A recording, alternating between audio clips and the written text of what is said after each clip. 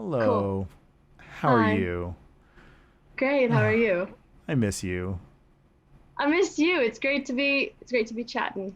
I know. I know. Happy 4 years. I can't believe we, like, so that means we've known each other for 6 years now. How did that happen? Like, ish, right? I don't know, but I read a statistic on Facebook once that if you're friends with someone for 7 years, that's for life. So I'm Oh, sorry, but you're stuck shit. with me. All right. Well, it's nice talking to you. I got to get out of here before it's too late. No. No, I can't escape it. Shouldn't have ousted myself. Oh, no. Oh, my gosh. It's all part So, of my plan to yeah. have friends. Yes. No, it has been, I'll just tell you right now, it has been the hugest honor, Rihanna, to be your friend over these last 6 years. Like, you are so cool. You are so talented, and you are such a wonderful person. And every time you hang out with me, it just makes me tear up a little bit. Anyway, I just wanted to tell you that. So, Then don't make me tear up a little bit, Webb. You're gonna make me emotional. oh no, no. Thank you. And I want you to know that all of those feelings are completely and totally reciprocated. Um, you and Deck Nine and everyone came into my life when I was like, I wasn't even old enough to legally drink yet in the States. That's And it's right. just, yeah, I was like 19. And so I feel like I grew up in that studio. And for a large part, it's like I grew up with you. Yeah, It's just, that's that just still you mean a lot to me. kills me. Oh my gosh, you're only 19. Yeah, That's so crazy. much has I changed. know, man. What? Okay, cool. All right.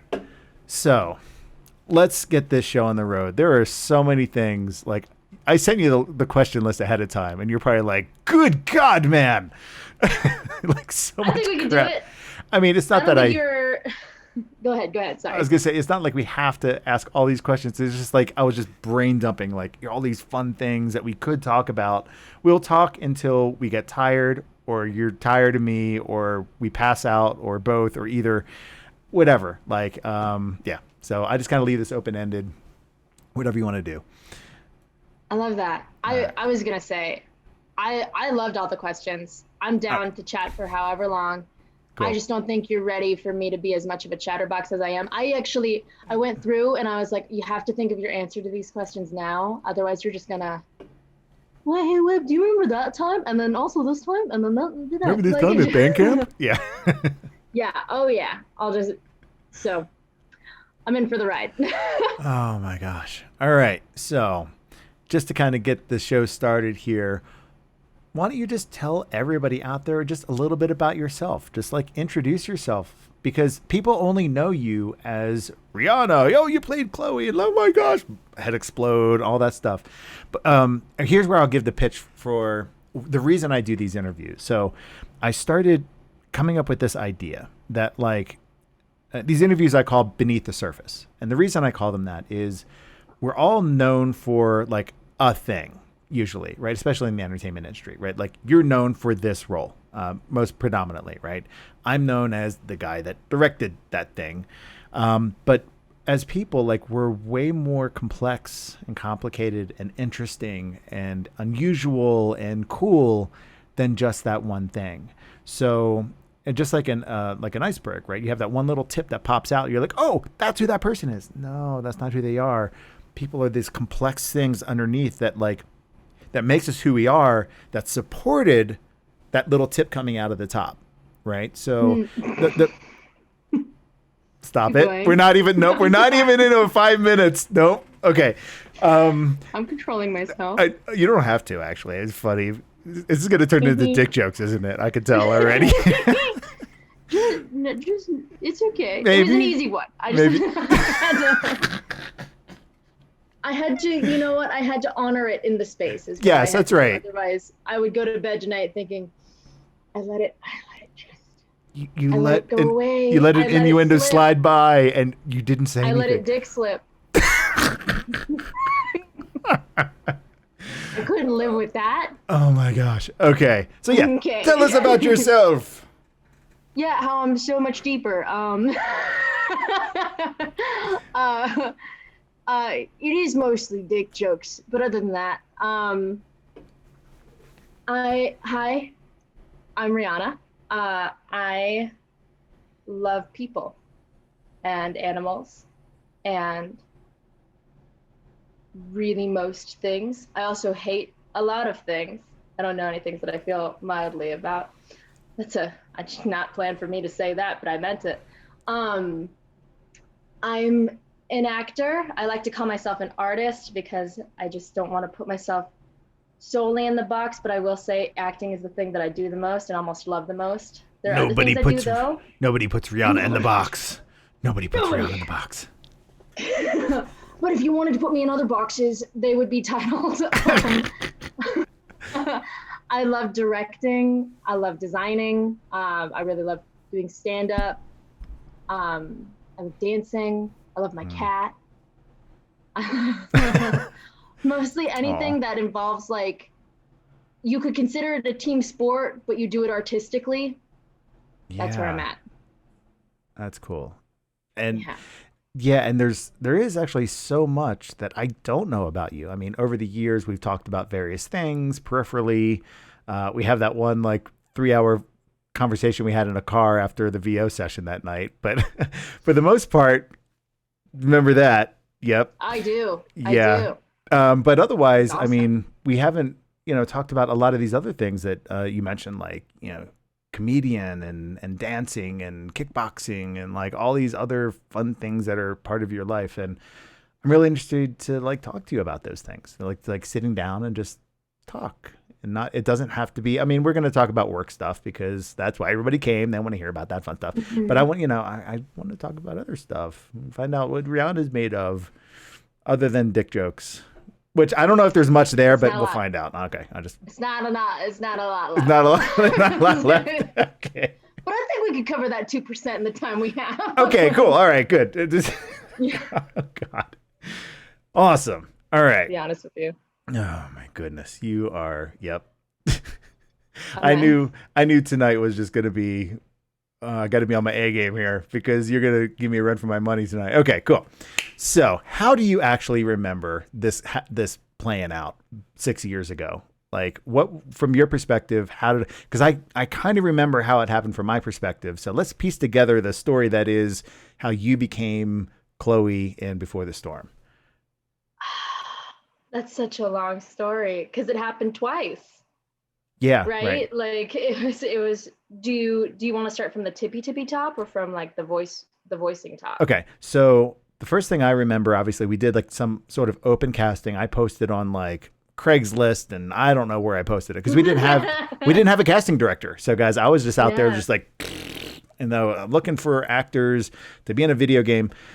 And I got, a bunch of like unsolicited, just direct emails with videos. And I don't even remember. It's a blur, but I do remember getting one of obviously you and it was in the bathroom. Didn't you like do it in your bathroom? I filmed my Chloe audition on a toilet. Yeah. Oh my gosh. I considered I had the thought this morning. I was like, what'd be great is if I got on the stream and I was sitting in a bathtub. just to kind of bring back old memories. Yeah. Darn. That's okay. Missed opportunity. That's okay. So yeah, and I remember watching that video and I was like frozen for a second. I was like, holy shit. And I went back to the beginning and watched it again. And I'm just like, that's it right there. And I like immediately sent it to Chris Floyd. I sent it to everybody in the office and I'm like, watch this. And they're like, oh yeah. Okay, cool. So, that I had that instinct like right away. And here we are 6 later. And I'm like, I wasn't wrong. So I'm like, nailed it. Anyway. So yeah, it was like, for me, it was like pretty instantaneous. Now, of course, we did audition a lot of people, but from the very beginning, my money was on you. For some reason, like you just had a natural attitude that was just Chloe. It was out there. It's just who you were. And people can fake it and people can act it, right? But like you just fell into it. It was very natural for you to just kind of be there. And you didn't even know who you were portraying. We weren't like, hey, it's this character. It was just, we're looking for, and we wrote up a general description of what the character is, and you just fell into it. So anyway, That's what I remember. Just seeing that initial video of you in the bathroom and watching it and then passing it around. And then, so what's the next thing you remember? I'm gonna overlap with you, and then I'll take it. It's first of all, to clarify to the actors that are watching, I'm pretty sure in that video you can't see that I'm on the toilet. So like, don't take this as like acting tips for self tapes. Don't get on the toilet. The thing, I think that's how to land that like, gig from Rhianna DeVries. Do it on the toilet. To clarify, the only reason I filmed it on the toilet was because it was the only place in the house I was living at the time that had good lighting. And I had my brother as the reader, and I actually rewatched that self tape really recently. Did you found it? My brother is just, I did. Yeah. You need to send that to me. Oh, actually, okay. Is it possible for you to email that to me right now? I'm serious. Okay. Can we watch it? Can we watch it? Okay, we can watch it. Oh my gosh, you're cringing. Yeah, I want to see it. It's just I'm 18 in it, so I've taken some classes since then. Oh my gosh, you don't.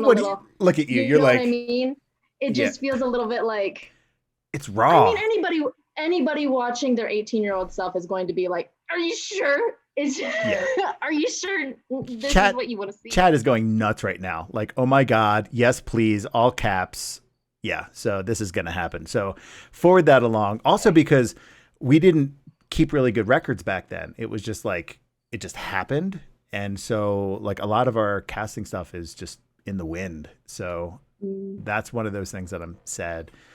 Oh my gosh. All right. So yeah, as that's coming. Yeah, I'm making it unlisted right now and I'm sending it to you. Here we go. Nice. Because it was on private. I was like, nobody look at it. I'm not, to clarify, I'm not ashamed. It's just, anybody watching their younger self is going to go. Of course. Yeah. It's just a little unsettling.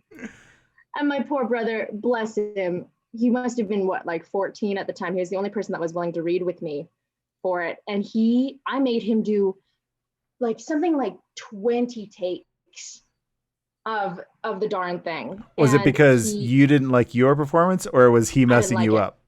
Oh, really? I didn't like it. And he, toward the end, I'll admit, he would start messing me up, because there is a part, if we watch this all the way through, you'll see it. There's a part where I cry, and he just thought my crying face was the funniest thing on God's green earth. No, and he messed you up.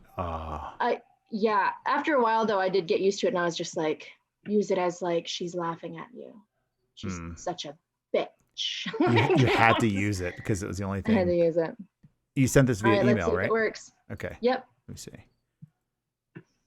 Waiting patiently for the Google to do. I also remember that audition, that initial self-tape being really interesting because you let us pick who we were most drawn to.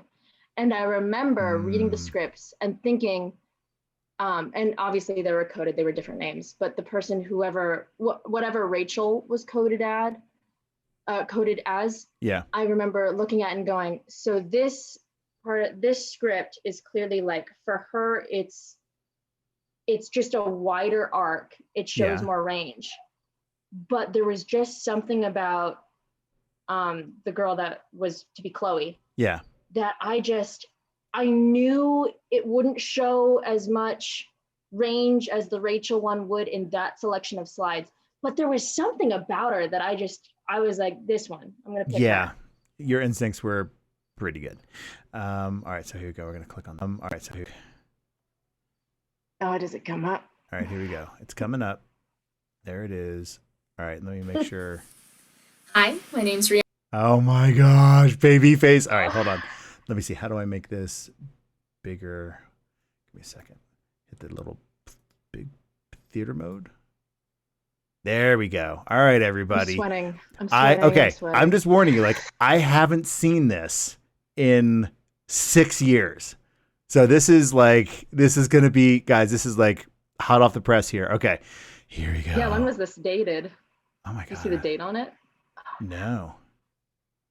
2016. 2016. Oh my God. All right, here we go, everybody. From the beginning. Here we go. Okay. Hi, my name's Rhianna DeVries. I'm with Big Fish Talent, and I will be auditioning for the role of Nikki. Thank you so much for your consideration. Nikki. Hey. Oh, you can see the toilet. Well, you know, it's all good. You cool, or? Sure. Because, you've been a little distant since the park. I'm fine. Okay. Because if you're not fine, then that's fine too. Or whatever. Seriously, come on. Was it something I said? Okay. Oh my gosh, you're like cringing right now. What? Oh, wait a minute. What? What's wrong with the cringe? What's the cringe? It's just it's something that I have to work on as like an actor generally. It's just that I have this thing when I watch myself where I can't. And that's why I do theater, I think, in large part, because I never have to. You never have to look at yourself. Oh my gosh. But yeah, it's everything. It's the bangs, it's the All right. I'm getting no, the bangs are great. Okay, hold on. Apparently my computer is having trouble. Like, it's playing the video, but it's really sluggish. So I'm gonna change something up here, guys. So give me a second. Let me go to guest mode. I'm going to actually replace your face with the video. I think I'm gonna get better performance that way. Let me see if this works.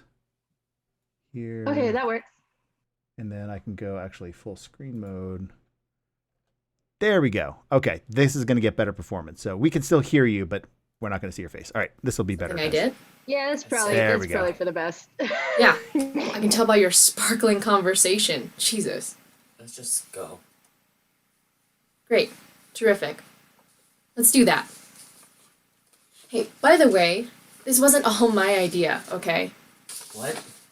You hanging out with me. Hello. No one's twisting your arm to be here.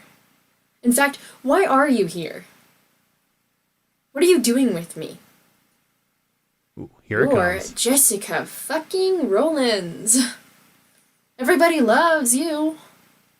And in the 6 months since you came to Glendale High, you haven't spoken a word to me. And then we play hooky together for like an entire day? Why? Is it exotic to be slumming it up with a fucked up girl whose dad... Nikki. Hey, people get off on all kinds of weird shit. Whatever. I'm glad the girl whose life sucks can provide you with a little entertainment. Stop, you don't. It's just that... if that's not what's going on, then you need to talk to me. Because the last couple of days with you have been great. You actually got me to laugh.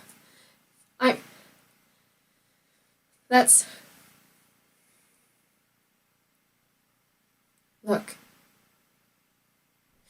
If you're getting bored of the human disaster, if I'm too much for you, then you need to let me know right now. Because if you're just jerking me around, then that would be really, really shitty, okay?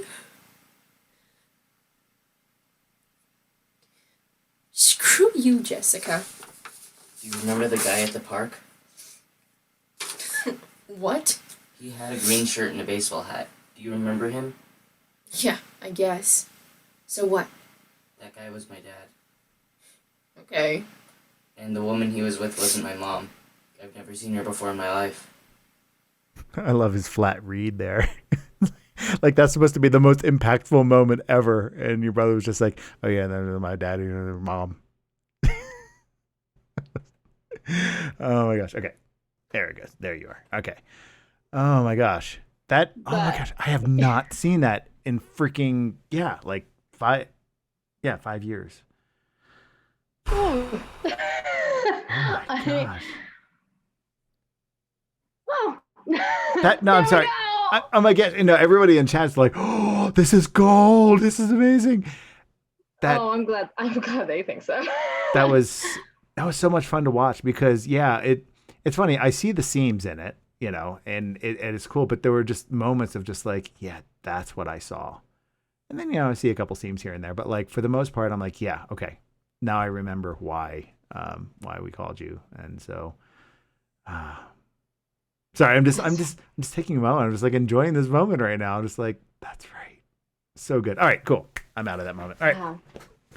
Thank you for sharing that. That was like memory lane, big time. Sure. I'm glad. I'm glad y'all liked it. You're like horrified right now. I'm sorry. You wouldn't have shared it if you really I- didn't want to. I hope. Yes, Okay. and also, I think there's something to say of, if I wasn't cringing and I was like, yes, yeah, go. I think it'd be a little bit more concerning considering I hadn't even really started taking acting classes just yet. And so if if after 6 years I haven't gotten any better and I fail to see the seams, I'm just saying that like now I know I've learned. Bless you. Oh, thank you. Yeah. At least I know I've grown. Yeah. That's what I take from it. And that's one of the things that I've always, when we do auditions at Deck 9, I just look for that raw talent. I just like, you can just tell, just like somebody's just, they're in it. They're not trying to act. They're just doing it. And I don't know. It was so authentic and it was so good. And, I'm so happy. Okay, cool. So, all right, well, we can move on from there because I'm getting like, I'm just stuck in this like really warm, nostalgic space right now. So I'm just like, okay, we can move on now. All right, so that's right. We did auditions. Yes. Okay. Yeah. You were talking about how. Oh, and then you called me in for the callback. Yeah. And I was in the callback with Megan Kelly. That's right. Which is where I met her, which was like, it was crazy town. And also, y'all are the only ones that I'm aware of in all the time that I've been doing this that hold hour-long auditions and callbacks, which is just rock star central. Just prime stuff. I remember doing the scene with her and it being really emotional. And then I remember it was when I was still living in Fountain, so that's about 2 hours away from Denver. Yeah, right. Or not Denver, Westminster. I remember driving home in my little Civic and being like, and then I get home and I open my email and it's from you. And you, as always, are just so transparent and are so ready, so gung-ho. What did I say? The second that you choose, you were just like, you're exactly what we want. We want to give you the role. And that was what the email said. And it was like, it took like 2 hours. Wow. And I remember like laying in my bed going, oh, good. I can sleep. I can sleep like a baby, but then I didn't sleep at all. It was just so exciting. I didn't even know what I didn't even know what the project was or what was going on, but it was just, it was just so exciting. I couldn't, that's right. I couldn't contain myself. That's right. At the time, we hadn't even told you what you were doing. You were just like, okay, I got this role. Sweet. It's a video game. Great. Oh my gosh. Oh. Yeah. No idea. No clue. Because also too, the casting call just said, if you are shaped like and sound like a teenage girl. Yep. That sounds about right. Yeah. And I was like, I happen to be an authentic breed of those. And so I even remember, I don't know, I think about this choice a lot because I remember going through, it was on Facebook that I found that listing, seeing that listing and going, sounds sketch. And then I just went, I mean, what's the worst that could happen? Yep. That's crazy. Now I'm getting the nostalgia. Yeah. And it's, it was tough back then because, we didn't have any credibility in that realm, and we couldn't say what we wanted to say, which is, hey, by the way, we're making a new Life is Strange game and we're looking for actors to be in this thing because, NDAs and whatnot, that would just be, we just can't do that with our publisher. So, it's like, how do you get the attention? And we didn't have the budget to do a casting director. So it was like me just like, okay, roll up my sleeves. Let's figure out how to find some actors here. So it was crazy. Yeah. Now, so for a second, let's just unpack the hour-long audition thing, because Yeah. I want to get your feedback on this because this is something we talked about kind of briefly, but okay. So what does a normal acting callback look like if you go for like a film or a commercial? Explain what that process normally looks like. For a callback or for an audition? Specifically a callback? I don't know. Like, I don't even know what to expect the answer to be here. So maybe both. Because yeah, Okay. paint me the picture of what this looks like for you as an actor. As an actor, it's like spitting in the wind.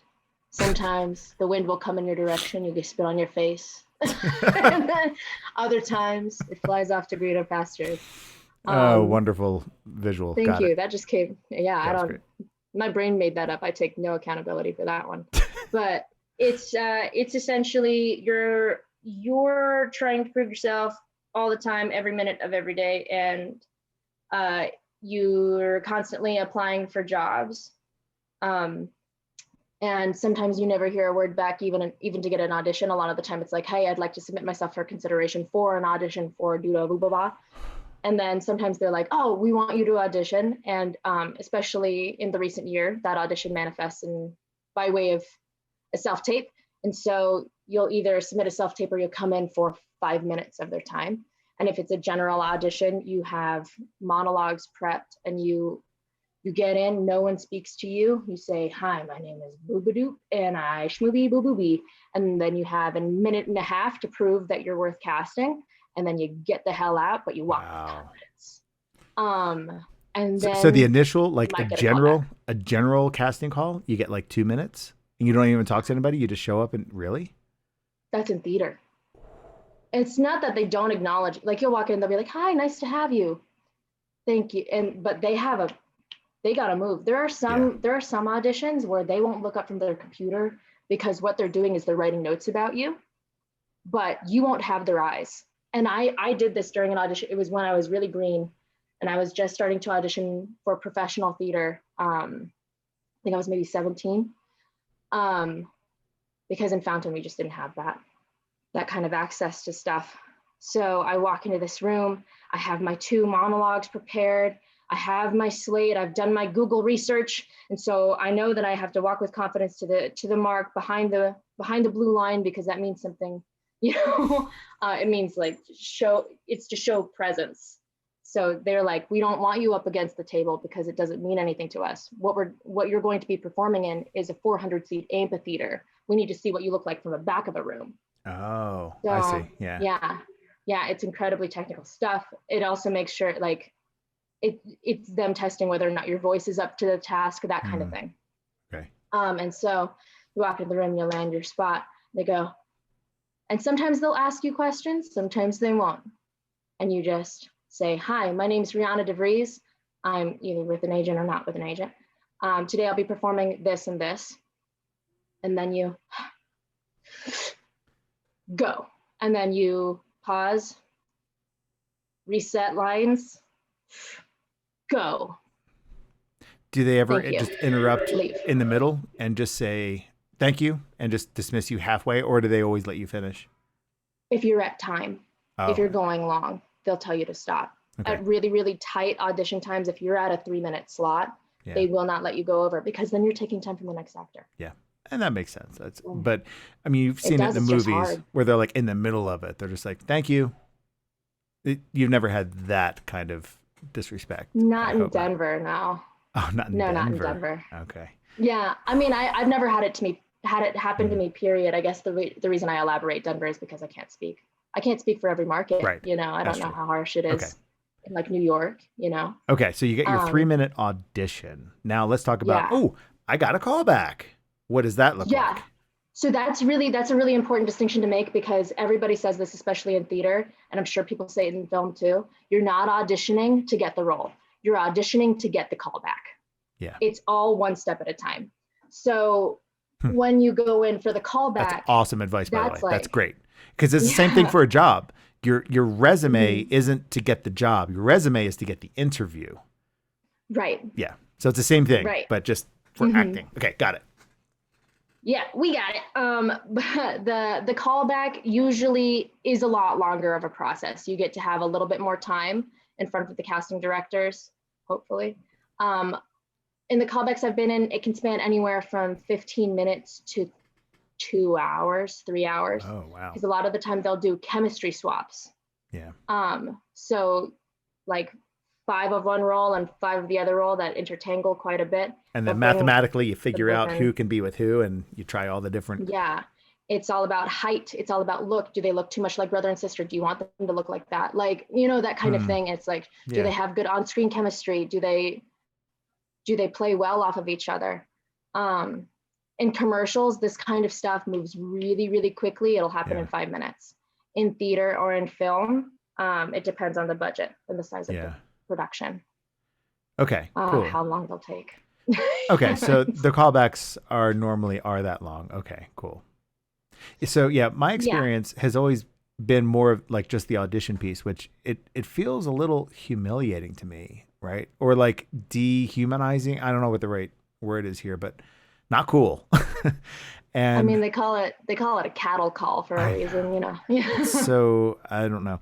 And when I was like, okay, I have to cast this project, and I'm like, okay, I've been in LA, I've done I don't want to be that. Like, that's why I left LA, is I didn't like how people were treated. It's just, it's an industry, and people have to get jobs done, but I mean, you can still be human without having to be just so. Anyway, so I'm like, okay, I'm going to do this the right way. We're going to do hour long because I want to get to know these people. I want to work with them and understand, do we have a chemistry? Like, can I talk to this person? Do they understand the kind of direction that I give?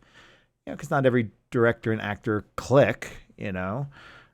So I said, okay, we're going to do hour-long auditions. And of course, at least the agents that we've talked to are like, oh, hour-long. Well, is this paid? Because, you know, and we're like, no, it's just an hour-long audition because we need to really make sure that these are the people we want. We kind of went that direction because I wanted to be able to connect with the people that I could be working with.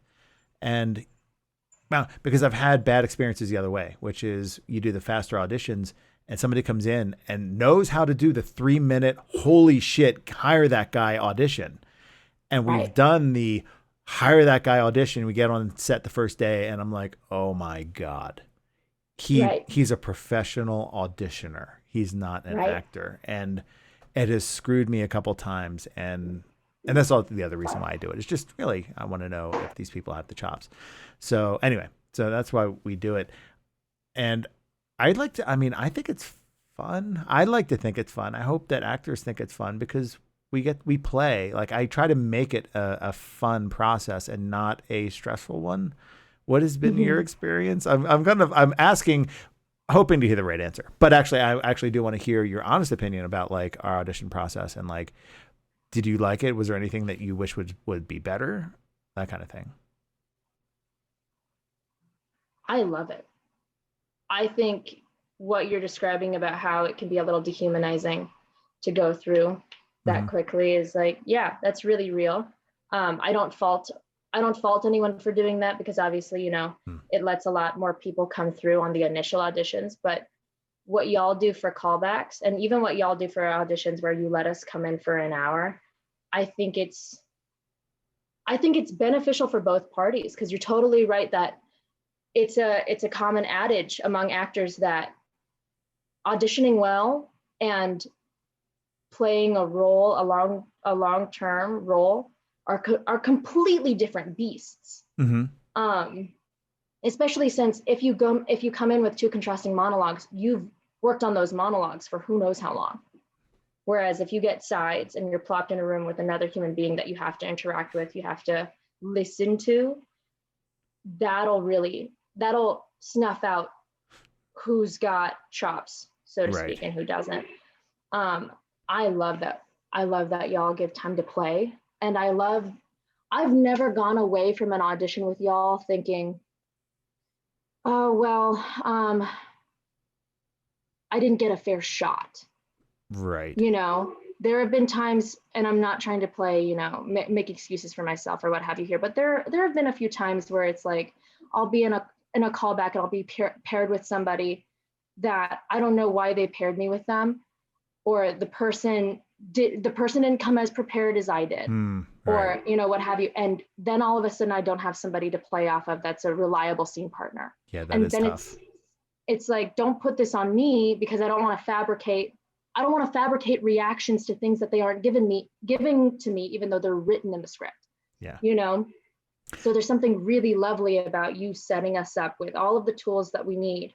And then whether or not we succeed it becomes way more obvious than having all of these different variables that could change from audition to audition. You make sure that everybody gets a really standardized shot at what's going on. Yeah. And I love that. That's the other piece. Fair. Yeah. That I realize is that, like, actors, you go into either an audition or a callback, and you're like, you get the one or two shots, and then you're like, oh, I was nervous and I kind of blew it. And I always want to make sure that I'm doing my due diligence, right? Like, this person might be nervous, and you can really tell usually when somebody's nervous. And I'm like, okay, no, let's go again. I know you can do better. Come on, let's go again. And like, oh God, and you can just see the relief. Like, okay, cool, thank you. And because, you know, I tell all my actors at the end of the day, like, my job is to make you look awesome to my publishers or to my directors, so that we can find the best person for this job. And I love the people that blossom under that, right? That we find because they may not have blossomed under the traditional audition system, right? That can be, oh, okay, all right, I have some freedom here. Oh, I have a chance to, like, yes, thank you. Okay, good. You know, now I really know what you're capable of. It still may or may not work, but at least I've seen the best of you, and not the stress of the system and then I know whatever. So beautiful things happen when actors have the freedom to try things. And by giving them the time and the resources, you supply the environment for people to be as fearless as they can be in the moment. And that's when good shit happens. It's when you can be really present, because the second you're thinking about, I only have 5 minutes left in this audition, I have to prove to them that I can take direction, that I can do this with my voice, that I convincingly have a relationship with my scene partner. An hour, it's great. I got time. It's awesome. Yeah. And also it allows me to see, you know, when you play, okay, they can hit that note. Oh, they can hit that note too. Even though it's like, well, I only got one take, so I have to try to show them everything all at once, and then it just comes out as mud, versus, no, let's take our time and concentrate on this or that. So thank you, by the way, Mac the Star. Thank you for the tip. I really appreciate it. Let me see. For the Queen, Rhianna, thank you for putting your all into Chloe and everything else you've done. And thank you, Webb, for bringing the best out of her. Thank you so much, Mac. I appreciate that. Wow. My peeps are so awesome. I love my peeps. Nice. All right. Yeah. So, all right. Now that was our first question. We can move an hour later. We're like, oh my gosh. Okay. So what time? Good grief. No, this is great. This is awesome. Okay. So then we did. All right. Let's fast forward a little bit. We can get on to, so you came in, apparently I gave you the role right away. You came in, we did a test, and then that bonked because our mocap system completely blew up, if you remember that. we had this mocap system. It was terrible. It was an inertial system, and I'm not gonna say the name of it because I don't want to badmouth anybody, but it was an inertial system. And when we went the day to shoot, apparently there was some sort of electromagnetic interference, and everything was like all the mocap was coming out like this. It was awful. But that was our scheduled time to shoot. We had to get it done. We still finished the shoot. We cleaned it up. We kind of got it working, but then we realized it was not suitable for our publisher. So we contacted Vicon. I don't know if you remember this, but we contacted Vicon because we were going to buy a full camera system from them. Vicon is actually in Denver. They're in Centennial, which is just south of Denver, one of their main headquarters. So they have a Vicon stage down there, obviously, because they're Vicon. They have a stage. So we arranged with them because we were purchasing their cameras. We brought Rhianna, we brought Danielle, and we went to that stage and we reperformed the original thing, but just on a Vicon stage. That was fun. And that's that one picture we have of you guys like going like this, like the striking the pose. That was from that day. That was super fun. Yeah. I don't know why y'all don't use the picture of me beating the crap out of a piece of board that all the that the guys are holding more. Right. I want that picture. Do you remember? It's like it's Max and it's a bunch of those guys just holding up boards while it's the car, and I'm just wailing on it. Yes. And Hold on. There's let me see. Yeah, so last time I had you on, it was nuts because I was playing the game. It was my first stream, and you were on, and I'm playing, and I've got people talking, and it was like an overload for me, and I felt like I ignored you half the time. So first of all, this is an apology, because I really wanted to just talk to you. So anyway, so I'm glad you're here, and we're able to just have an actual conversation. But now let's pull up some like old photos here real quick. Here we go. Hold on. Let me see if I got the right. Let's see if this works. There we go. Okay. If you're looking at the stream at all, I'm not going to be able to show you through Zoom, so you'd have to look at the stream and then mute the stream. But this is the original. This is our first shoot day, basically, with Nick and Dave getting us set up, Danielle putting on this. It's an inertial system, so it has a bunch of sensors that go around your armbands and on your fingers and around your head. And yeah, it did not work. It was an absolute mess. So there's Danielle. It's funny. Playing with the baseball bat. There you are doing your T-pose. Oh yeah. Finger guns. Oh, that's right. Originally it was a crowbar we had for that. It wasn't a baseball bat. Yeah. So we taped up a crowbar to make it kind of safe. There's our Vicon day. So we went to Vicon and shot that. There's the famous pose. I think we even have that on our website, I think, at one point. So, yeah. That was fun.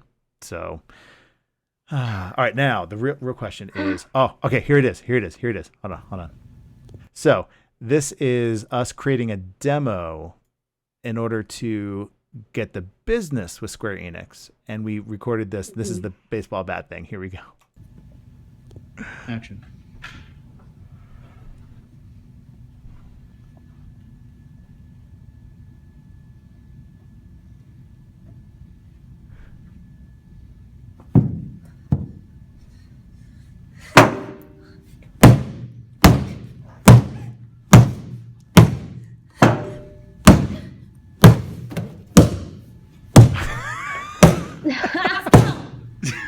Whenever you're ready. Okay, and that's a cut. Oh my gosh. Oh my David gosh. Hine, I think, scared for his life there. It is David. Yeah, it is David Hine. Oh my gosh. He was like, oh gosh, so I'm remembering a different day. Because originally, Rachel did. She was the one who smashed. She used, and then we switched it. Right? That whole thing, the demo completely changed from that to the game. Yeah. So many changes. Wait, that's not in the game. Yeah. Rachel doesn't smash the car in the game. Mm-mm. Yeah, that was only the demo. She just walks away. Yeah, that's right. So, yep, we've come far for sure. Oh my gosh, crazy. All right. So then the actor strike happened, which sucked for freaking everybody. Because we were like, what do you mean we can't get, Ashley to come back? Hey guys, and, how's it going? Oh my gosh, we are getting raided by a legitimate person.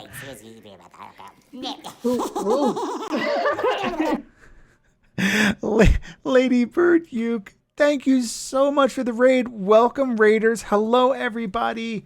Oh my gosh, this is such an honor. Let's get a shout out for Lady Bird Uke, please. For those of you who don't know, please check out Lady Bird. She is such a wonderful streamer. She has, she does Monday night music, and I only go for the Monday night music. She's an artist. She plays ukulele and she sings. She does covers, but she also has a bunch of originals. They're fantastic. They're awesome. Please check her out. This is what I do on Monday nights when I'm before stream. I usually go there and hang out and listen to her play and request a couple songs before I come here. So please go check out Lady Bird. Thank you so much for stopping by. It is really nice. So catching everybody up on where we are and what we're doing. My name is Webb. I am a variety streamer. I am also the co-game director for Life is Strange Before the Storm, a game that many of you probably know. And I'm also the performance director for Life is Strange True Colors, which comes out in like 11 days or something. It comes out on September 10th. I know, right? And with me tonight, for our 4-year anniversary, we released Life is Strange Before the Storm 4 years ago tomorrow. I have the wonderful Rhianna DeVries, who played Chloe Price in Before the Storm. We are just hanging out and talking tonight. So say hello to everybody, Rhianna, for those that just joined us. Hello to everybody, for those that just joined us. Ladybird, you have a great name. Oh my gosh. It's a great name. So yeah. Anyway, so I could gush a little bit more about Ladybird, but she's awesome. Go check that out. Okay. So yeah, we were talking about, okay. Where were we? We did the demo. Oh, the strike. That's actor strike happened. And it just let's be honest, it just sucked because the industry was at a standstill. We had a game we needed to make, and there was really no good answer. But what we had to do was proceed with non-union. So it came up in the studio like, why doesn't Rhianna just do it? But there was a comfort level with our publisher, and they just like, let's do an audition to make sure we're finding the right people. So we did an official LA audition. They sent out full, casting call out in LA looking for non-union actors to play Chloe, but they couldn't say Chloe. They had to say, whatever. It was the same description we had sent you, like Nikki or whatever. And we had a bunch of girls come in the audition, and then we did callbacks and everything, and we whittled it down. And it really just came down to like, why aren't we just giving this to Rhianna again? Like, it was like, why aren't we just, and they're like, she was the best. So you outdid a bunch of people in LA for this role, and we gave it to you. And I still remember that day. And cause we had a shooting session that day, and I just pulled you aside before we started and said, by the way, just to give you some news, you got the role for the voiceover gig. And you pretty much, you almost. Oh my God. To this day, I can't remember a moment where I was happier. I'm going to be really honest. Oh my gosh. I remember hanging on to your every word. Just like, because you said, I've got some news. And I'm like, tell me it's about this role and not about what we're having for lunch. Tell me. Please. I go to bed every night going, please. I wake up every morning going, please. So I got some news for you, Rhianna. What do you think about Panera Bread for lunch? I've been thinking a lot about that. I know we had Panera Bread almost like every day. It was really funny. So yeah, it was really nice then to be able to just close that loop. You were doing then the mocap for Chloe, and you were going to LA every 2 or 3 months and doing all the VO for Chloe. And it was nice because then you knew what we're doing in the mocap room was kind of matching what we're doing in the VO room. I mean, Phil would direct you a little bit differently, but for the most part, I had a grasp of what was going on, that I knew I could assemble everything back together again. So that was really cool. And from there, I think the rest is kind of history because we did mocap, we did VO, we glued it together, we made a game. You guys played it, you liked it. 4 years later, here we are. Check, done. Did I miss anything? No. That it was like a total game changer. But but I think that goes without saying. It was so fun. Interesting question I just caught out of the corner of my eye in chat, which was, speaking of the SAG-AFTRA video game strike, what do you both think of the strike? I remember some SAG members complaining about scabs. Tough. That just sucked. Now, we don't actually have to go into depth on that because I didn't read the whole question before it came out. But I just want to say, with that, it just sucked for everybody. So actors did need better, what's the word I'm looking for? They were being worked too hard, and their voices were like dying because they were being asked to do these voices like this for 4 hours straight with no breaks, and they were losing their voices and whatever. So because people, industry, they have a budget. I've got you for 4 hours. I'm going to work you for 4 hours. It can get really bad with the people who kind of, let's say, take advantage of it, but push it to the limit. Don't agree with that, but that's why SAG's there to protect actors. So I agree with all of that. And I'm going to say this. It's not a popular opinion. And SAG's going to hate me for saying this, but SAG, I like the fact that unions protect the people that they represent. One thing I personally, not Deck 9, not anybody else, Web Pickers Guild, I do not like, is that SAG will not let you work anything outside of SAG. As soon as you get your SAG card, you may only work SAG projects. It must be a SAG project that is signed on with the union. Then you may work it. If your friend's like, hey, I want you to be in my bar mitzvah video. Sorry, you need a SAG contract. Like it's ridiculous. That was a little hyperbole, but yeah, you can't be in your friend's independent film on the weekend anymore. That's it. It needs to be contracted with SAG, and you have to pay them, and there has to be there's contracts for that, and it's not cool. There are other unions in the entertainment industry that do allow for that, where you can be in the union, but if there's some other project you want to work on, you can work on it. This is like free country. I should be able to do what I want. That's work. I'll go do it. I'll get paid. I'll still pay my dues to the union, even though it's not a union gig, because I want to be cool with the union, but I can choose what I work on. Yeah, I don't get protection by working in those other jobs. So if I get hurt, the union is not going to come in and say, oh, I'm going to give you work on comp or anything. But that should be my choice as an artist, as a professional, what I work on and what I don't. What I absolutely abhor is that SAG will not let you work. That is wrong. It's like creative hostage, right? It's saying, oh, you're mine now. You may not do anything unless I say you can do it. And it has to be at these rates, which means you have to work high paying gig. Like you can't rely on a bunch of smaller stuff. You have to wait for the bigger stuff. Anyway, so that's me ranting. You don't have to agree or disagree with me, because I know that can create a void or whatever professional thing, but that's where I am with that. And it just makes me angry, because I want people to be able to work. And it sucks that if you want to work for somebody who you know is reputable, you know they're going to take care of you, they're going to pay you well or whatever, it's just not SAG. I wish they would. If they changed that one rule, I'd be like 100% into them. But that's that. All right, I've barfed enough about that. So thank you, Leshy Moore, for getting me to spill my guts on that, because apparently I have an opinion about that. All right, I'll move on. All right, your barf. Yeah, okay. So there was a question in here from. Hold on, let me see if I can find it. So we're talking about, and then blah, blah, blah, blah, blah, and we're caught up. Now, there was a question that Mac the Star submitted. This is one I did not send to you ahead of time, but I think it's something that you'd want to talk about.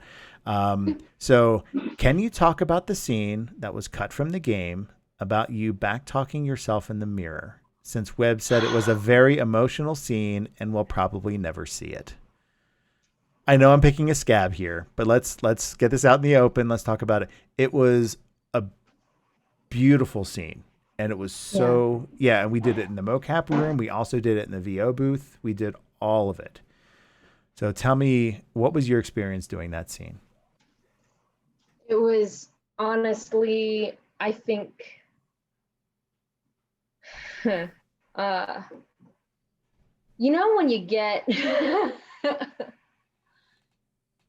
when a human being gets really, like, they will drink a lot of whatever liquid, and then if they pee, they call it breaking the seal, because after that you're just going to keep peeing a lot. Yeah, it's like that, but like emotionally, right? And that's a really crass way to put it. A more romantic and probably genuine way to put it is, I didn't know that I could do the acting that I did in that scene until I did it. And I didn't know that I had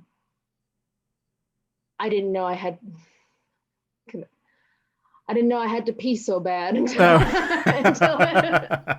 But once you started, you're like, oh boy, here I am. Wow, it's just waterworks. I am honestly, to this day, still sad that didn't make it into the game. I respect why it didn't. I know why it didn't. It didn't work for story. It didn't work for animation. I respect it.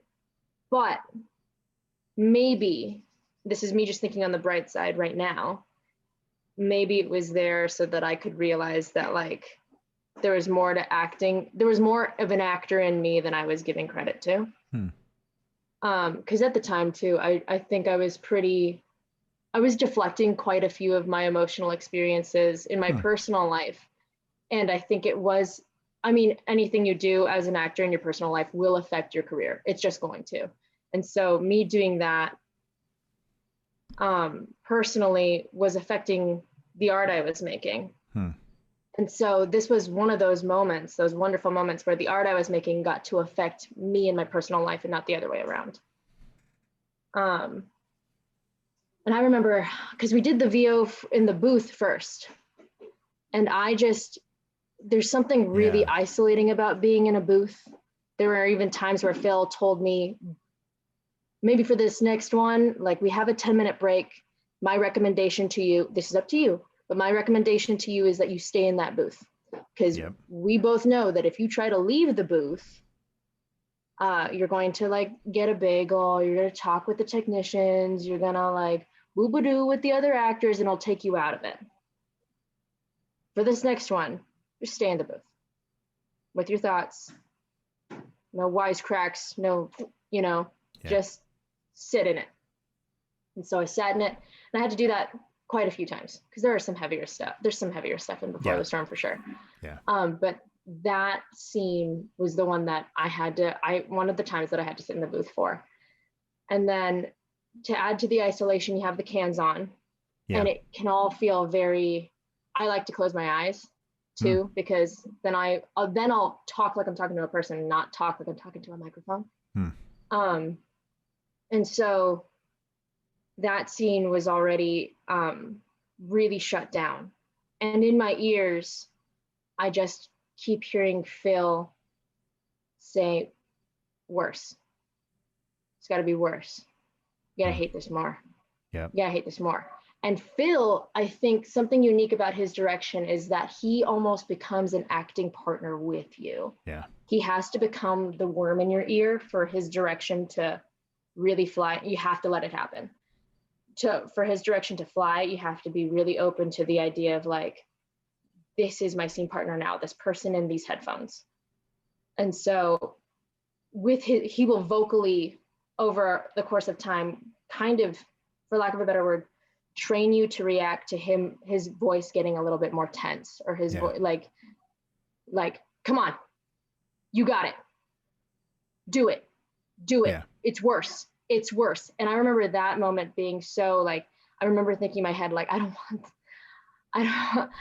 want to go here. I don't want to go here. And he's like, it's worse. And I went, I'm going here. I'm going to cry.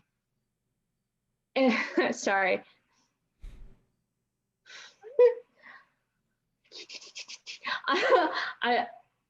And then I touched thoughts and feelings that I hadn't really bothered or tried to touch, and had actively avoided touching up until that point, to get to where we had to be for the mirror back talk scene, because it is the most violent, angry thing that I think I've ever acted before, where it's just all this pent up hate and sadness. It was so painful.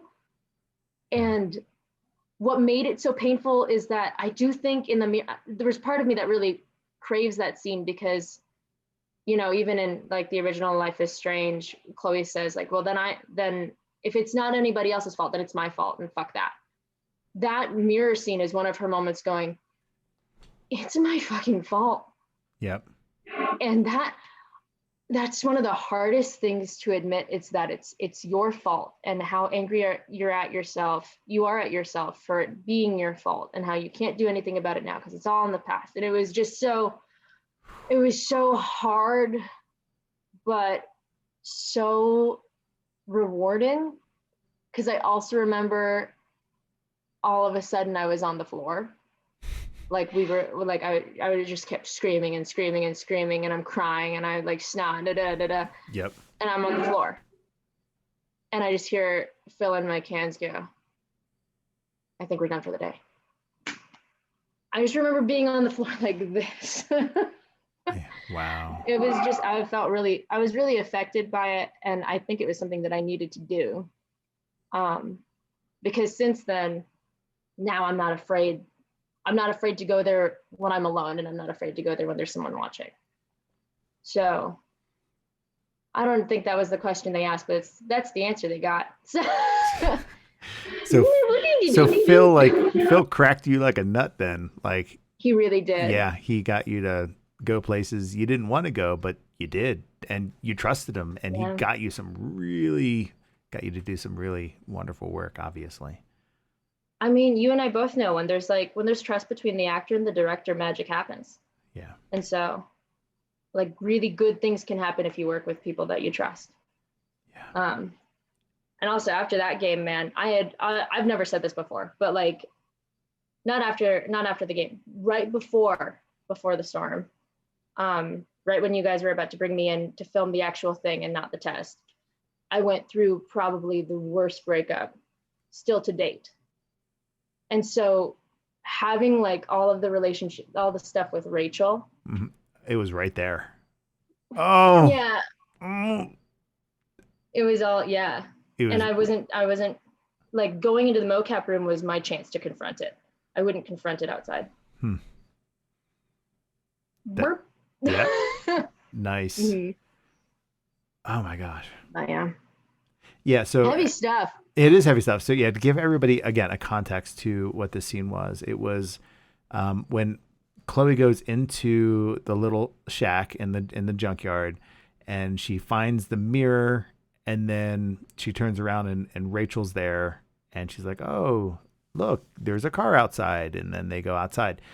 There's a whole piece of that got ripped out because it was Chloe looking at herself, and the version in the mirror looks back and says, "You're not good enough for her." And and it's basically, she has to backtalk herself, the fact that she deserves it. And the one in the mirror is like, "No, you're shit. You're terrible." And it was, yeah, it's terrible. But it's a horribly, awesomely emotional roller coaster. Chloe battling herself. There were many reasons why it got cut. One of them is actually just technical. Like, having a mirror in there was brutal.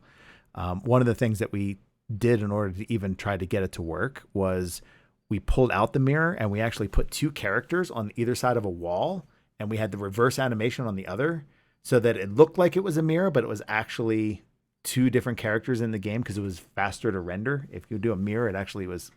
Anyway, we did all these workarounds to try to get it to work. There was all sorts of stuff that we tried to do. It just didn't work. But anyway, I still remember the day where I'm like, I need to tell you something. We had to cut the mirror back talk. And I was just like, I felt like, I don't know what I felt like I was delivering like terrible news, like your dog died or something. But it was like, it hurt me to tell you, because I know when you in the booth, and also when we did the mocap for that, like you went all out, like you hold nothing back when you act with us. So it hurt to say, yeah, that thing is lost to the editing room floor. Oh God, that hurts just to even say it again. But yeah. Okay, let's move on, because that's a painful subject. We'll move on. I don't know if we want to. For me, not to make this about me, but the way that I dealt with that information, I think even now, is just maybe the universe just wanted me to have that for me. Yeah. Like, it was a discovery that I had to make for me, you know? Yes. All right. So that was for you, Mac the Star. Thank you for the question. All right. Let me see. So we talked about the VO booth thing. We can skip that little idea we talked about earlier. But yeah, I really, again, Philip Bache, who is the voiceover director for Life is Strange Before the Storm, such a great guy, talented director, knows how to push actors to get where they need to go. Great guy. And I still remember, the first day on the first session, first day, I was in there in LA with you, and you were in the booth, and I'm sitting there in the control room with Phil, and I'm just going, okay, like you got this. Like, I was like, just come on, you got this. And the one thing I remember about that was that your first read on the first line, I think literally the first line you read was looking at like the painting in the upstairs of the Price House. And it was like, look, Arcadia Bay. It was like some completely didn't have anything to do with anything.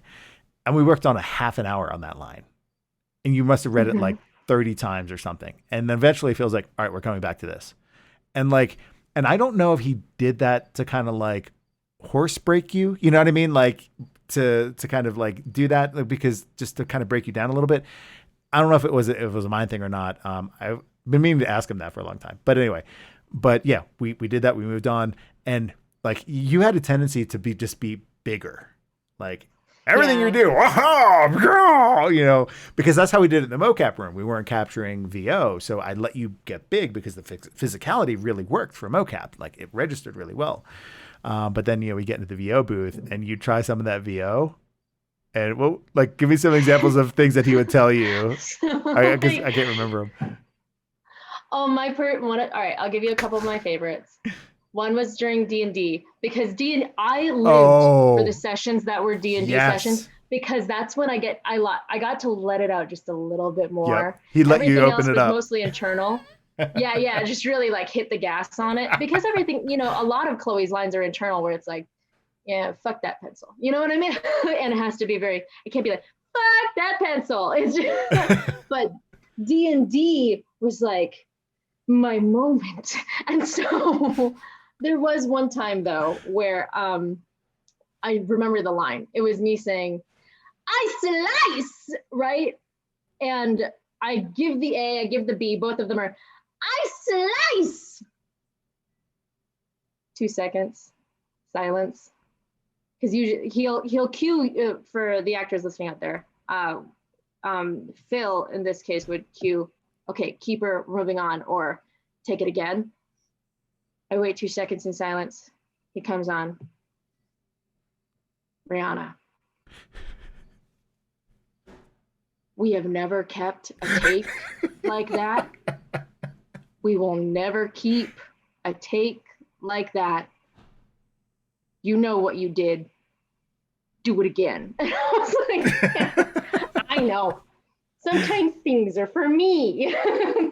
And that felt good for me. I slice. That's right. And then the other one was like, there were sometimes I couldn't really, just Chloe's so funny.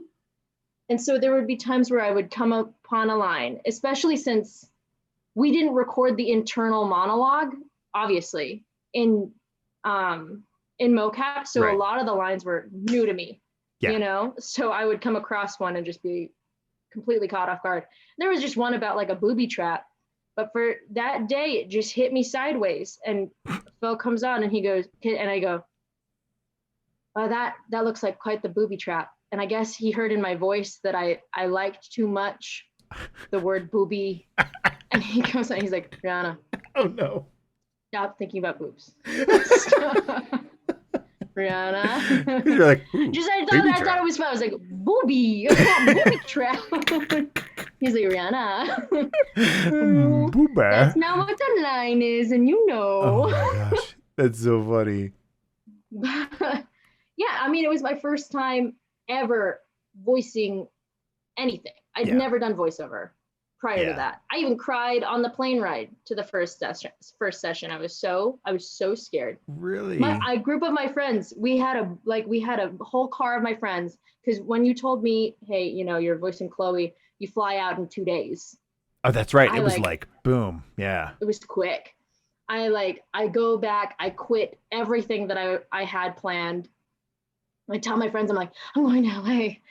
I need it, because I also didn't have my car on campus at the time. Yeah. So I was like, I need to run to the airport. And they were like, we're getting posters. And they have no idea what's going on. For the longest time, I actually told my friends that I played the Yorkie in Nintendogs. So that, because I was like, I'm in a video game. That's all I can tell you. Right. And so, nice. So good call. One of them believed me. And I guess that's I don't know how they thought I was motion capturing a Yorkshire Terrier, but for like weeks at a time. Yeah. And voicing one for you. Just, I guess that's what blind trust does to you. That's pretty funny. Okay. But they drive me there, and the whole time I'm crying. I was just crying. I was like, you guys, you don't know the scope of what I'm about to do. but I know what I'm about to do is about to mean something to somebody. I don't know if it's going to mean like I ruined it or I did it, but currently it does feel a lot like there are eyes on me.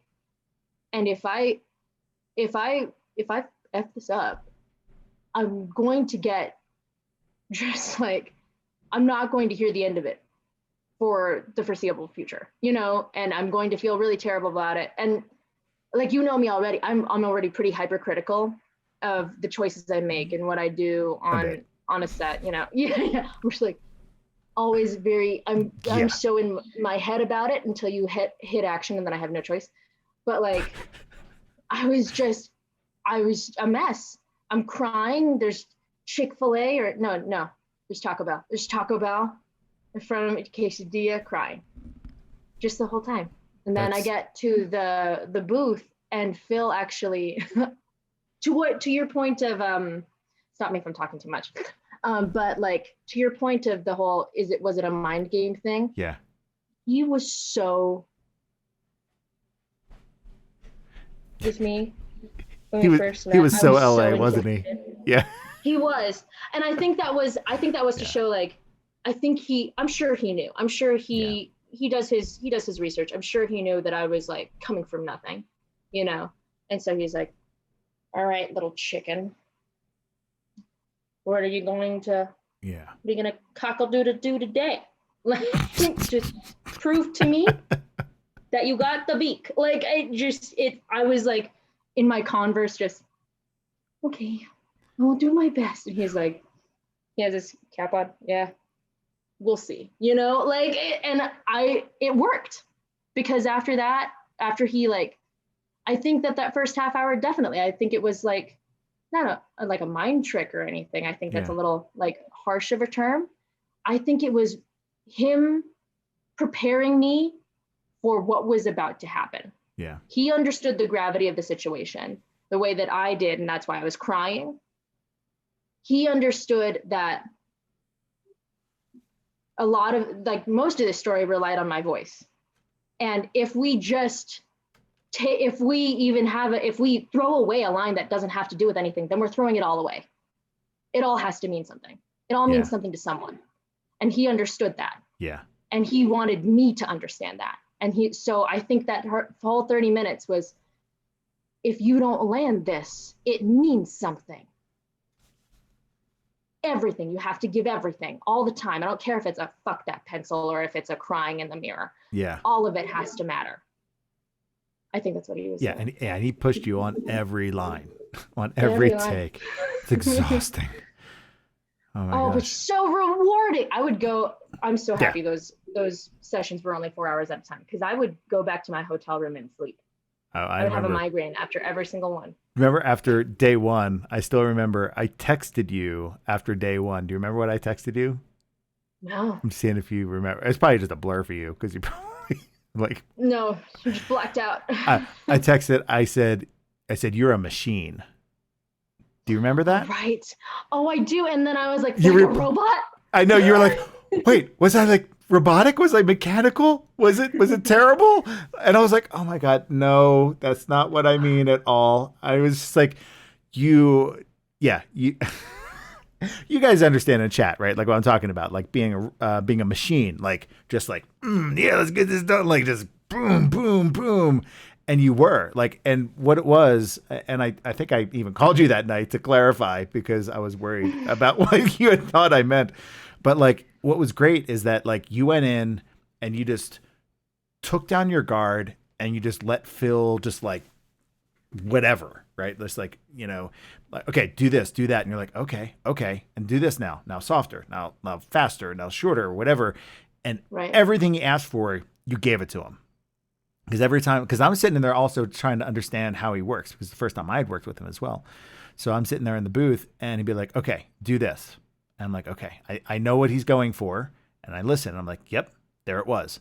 And then I'd hear him give the next direction. Okay, do this. I'm like, all right, I know where he's going with that. Oh, it's there. Every time he asked for it, you gave it. So that's why I was like, yeah, you are a machine. It was like, ask for it, there it is. Ask for it, there it is. And like, that's all you can ask for. as a director is like, this is something I want and it comes out great. It may not have been what I wanted or, okay, let me rephrase. Let's do it this way. Okay. Was that it? All right, let me try it this way. So, but everything you asked for, you gave it. And like, as a director, I mean, you can't ask for anything else. You can't. Thank you. And that's why I was like, and you did it for 4 hours straight.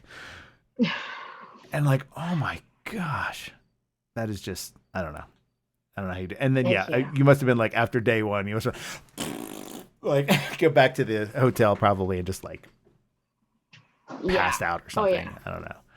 But then after that too, that's when Phil started showing, because Phil's goofy, like Phil's a fun guy, but I think the whole like the sullen version of him that he showed me to start with was also showing like, he's like, you got to be tough like me, like you got to hit you. I'm not going to coddle you.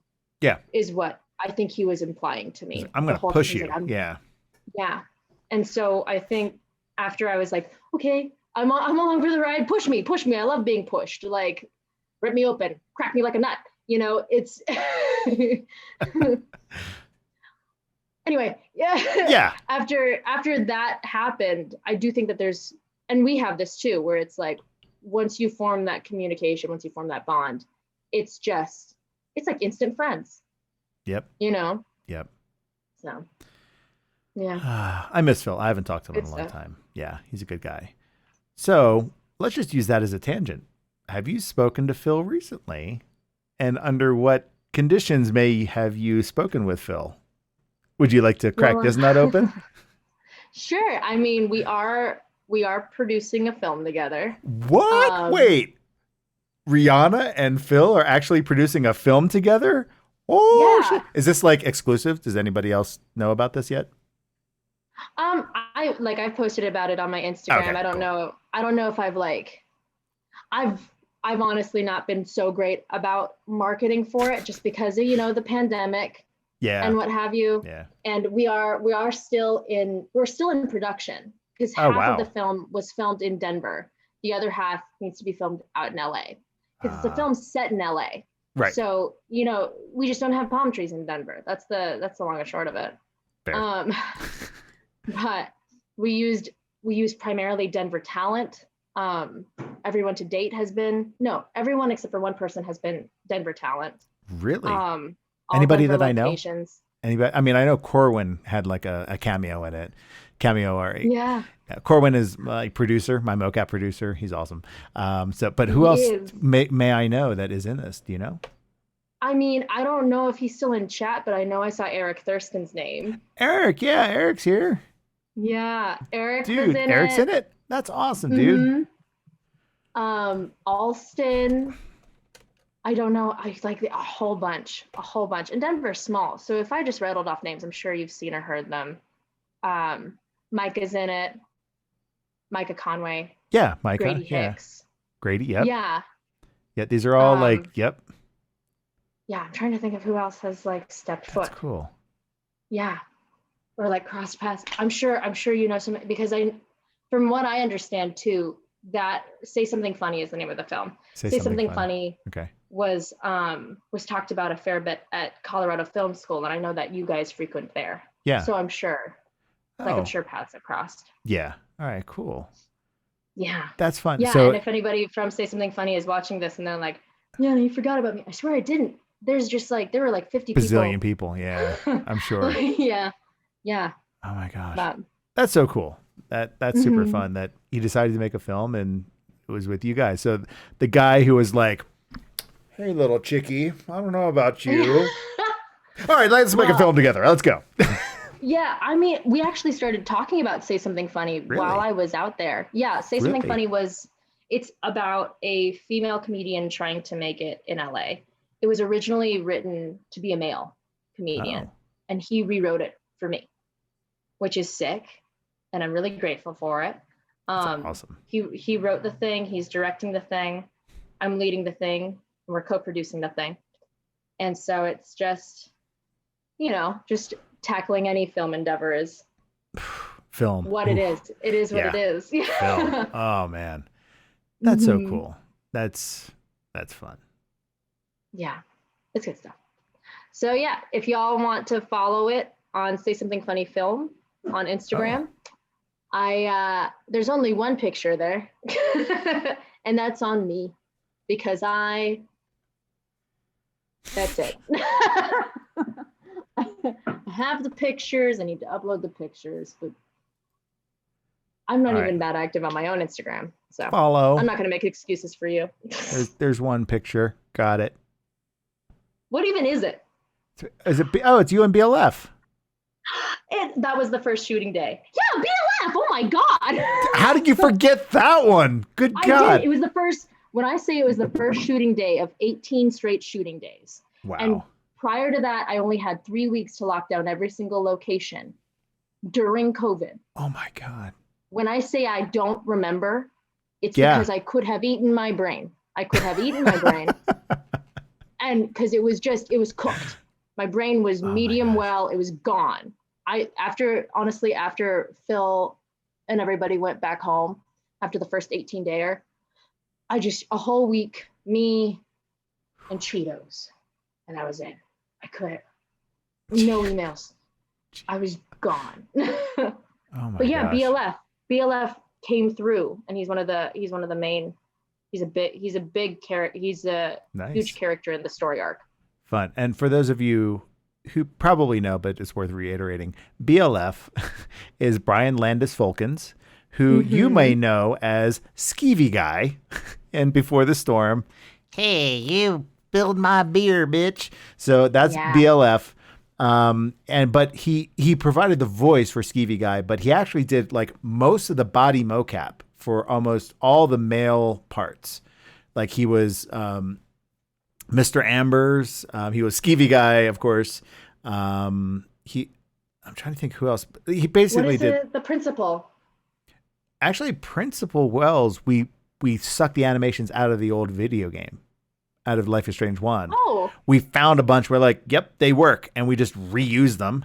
Yay for that. Oh, fun facts. Although, did we actually record some stuff with him?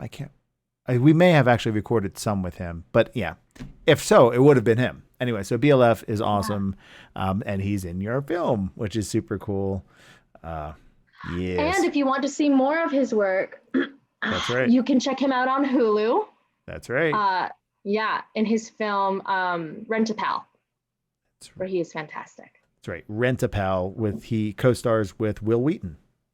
Mm-hmm. And it's a Denver-made film. Yeah, Denver-made film. Well, yeah, that's awesome. Oh my gosh, Sapphire, you brought up the Webb Minute. It's a new Webb Minute. I found that video like years later, and I just died because I'm going through a bunch of magic. And I was just like, what is this? And I'm like, oh my God, it was so good. All right, hold on. Do I still have it here? Hold on, let me see if I can find it in my coffers, because I think I have it. For anyone that doesn't know what a Webb Minute is, while I find it. What is a Webb Minute? Doesn't know what a Webb Minute is. On Before the Storm, because Deck 9 was still getting established and all the business of how to do the thing, and there were so many script rewrites happening all at once, and it was so collaborative, and people, it turned into this thing of like, is this motivated? Is this not motivated? The actors would get on the set and it's like, wait, but like, if I did this, how would this work? And where does this fight happen? Et cetera, et cetera. They would have to talk with the writers in between things. Yep. And Webb would just say, oh, just give me 1 minute. And he would be gone for 10. And so, but he would always say like, you're being generous by saying 10. Sometimes it was like a half an hour or 45 minutes. I just disappeared. You had to do what you had to do. But he would always preface it by saying 1 minute. And then we would all sit and talk a little bit and write down on the whiteboard how long it has been since you left. You guys even had a calculation once of here's what a Webb Minute equals. It was this long calculation so that you could figure it. It was pretty funny. If it is a Tuesday, if it is That's if we've had right. lunch yet, how many actors there are. Oh. Like, I remember I came back once and I saw that whole calculation. I think I about lost it. I forget if I took a picture of that or not. Just for everybody on chat. I'm actually scrolling through my photos right now, trying to find a couple of these things to see. Oh, here we go. There we go. Here's, let me pull up. Where's web browser? Guest with browser. There. I don't know if you're seeing the stream still, but there's a nice fun picture. Yeah. There you go. oh, Isn't that nice? yeah, I have that picture. So that's Philip Bache on the left. Obviously. You see, all right, now y'all see what I mean with his cap, because he'll look up at you through his cap. Yeah. And he's like, cockle-doodle-doo, the cow goes moo. He's a really great guy. But Yeah. like, this is what I mean when I say he's like your scene partner in the thing, because he'll put you right in the mindset you need to be in before you even step in the booth. He's just really good about that. All right, let me see. What I'm looking for other photos. Let me see. Oh, okay. We're gonna jump off the Phil bandwagon. I found something that I'd like you to watch. Bye, Phil. Let me see if I can find it. Get it up here. Oh, come on. Other photos of us going on that VW Bug trip. That was fun. Oh, Did you know Kylie doesn't have that car anymore? You told me. I know. Very sad. Isn't that so sad? That was really fun though. Our Colorado asses were like, look at us in a convertible in the sunshine. Like, what a concept. She was probably like, okay, kids, you live your LA dream. You have a good one. All right, hold on. Back a little. Back. Okay, hold on. Here we go, everybody. Here we go.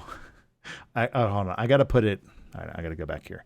I'm gonna just so to get better coverage. I'm gonna put this on your screen. Hold on. Mm-hmm. How do I do this? Hold on a second. No. There we go. I'm gonna bring this over here. And okay, so that should be all right. Here we go, everybody. For your entertainment, this is the song that while I was gone for some excruciatingly long amount of time trying to figure out what to do with some sort of part of the script, they decided to record this in my absence. And here it is, BLF singing the new Webb Minute Back song. a little. Back. There we go. Speed. In a new Webb Minute. Ooh, everything can change in a new Webb Minute. Ooh, you know what to say in a new Webb Minute. Caitlin's laughing, and I'm trying to cry in a new Webb Minute.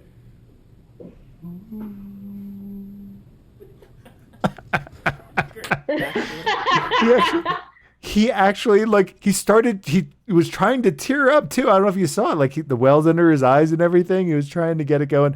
And Caitlin, who's motion capture supervisor, she's like cracking up in the background. Oh, I don't know how you guys kept a straight face on that at all. He is awesome. magic. Absolutely. Oh my gosh. Let me see. Is there anything else? Hold on. Can I switch back to that? All right. Since I'm here, let me look to see if there's anything else in my coffers of pictures. I have so many fun photos of all the Deck 9 stuff. Like this photo. This is the one that you took with that instant Polaroid. Oh. Remember that? Yeah. Yeah. And I hung that up in my office. I still have that photo. It's like one of my favorite photos of like all time. So that was super fun. Yeah, I have one to match. I think Phil does too. I think he carries it around in his wallet. All right. You probably see what I'm doing here, but look what I found, Rhianna. Oh, geez. Oh, geez. Oh, geez. Are you ready? All right, everybody. For those of you who don't know what this is the reference footage from the last scene in Farewell. So if you haven't played Farewell, this is your spoiler warning. Go away, come back later. But this is the first time we tried to do full performance with, whatever she did here. We tried to do 1-to-1 exactly how it appears in the game. So here is the original performance from that. And you can hear in the background, we're playing the reference audio of Hannah Tell reading the monologue that she's listening to while she's on the recorder. And she's using that as, Rhianna's using that as her performance to react to. So, all right, here we go. Hey, Chloe. This is Max. I have to tell you something. I know that I should have before, and I didn't mean to not tell you. I just never found the time until... Chloe, I'm moving to Seattle. We're leaving today. My dad got a job there, and I don't know when I'll be back. I didn't want to go. It wasn't up to me, and it was all so sudden, and I still kind of can't believe it's really happening. Sorry that I didn't tell you. I'm so sorry. I hated thinking about us being apart. And I didn't want you to have to think about it too. I didn't want to see you sad. Chloe, listen. Even if we're moving for good, you're my best friend. I will always love you. Goodbye.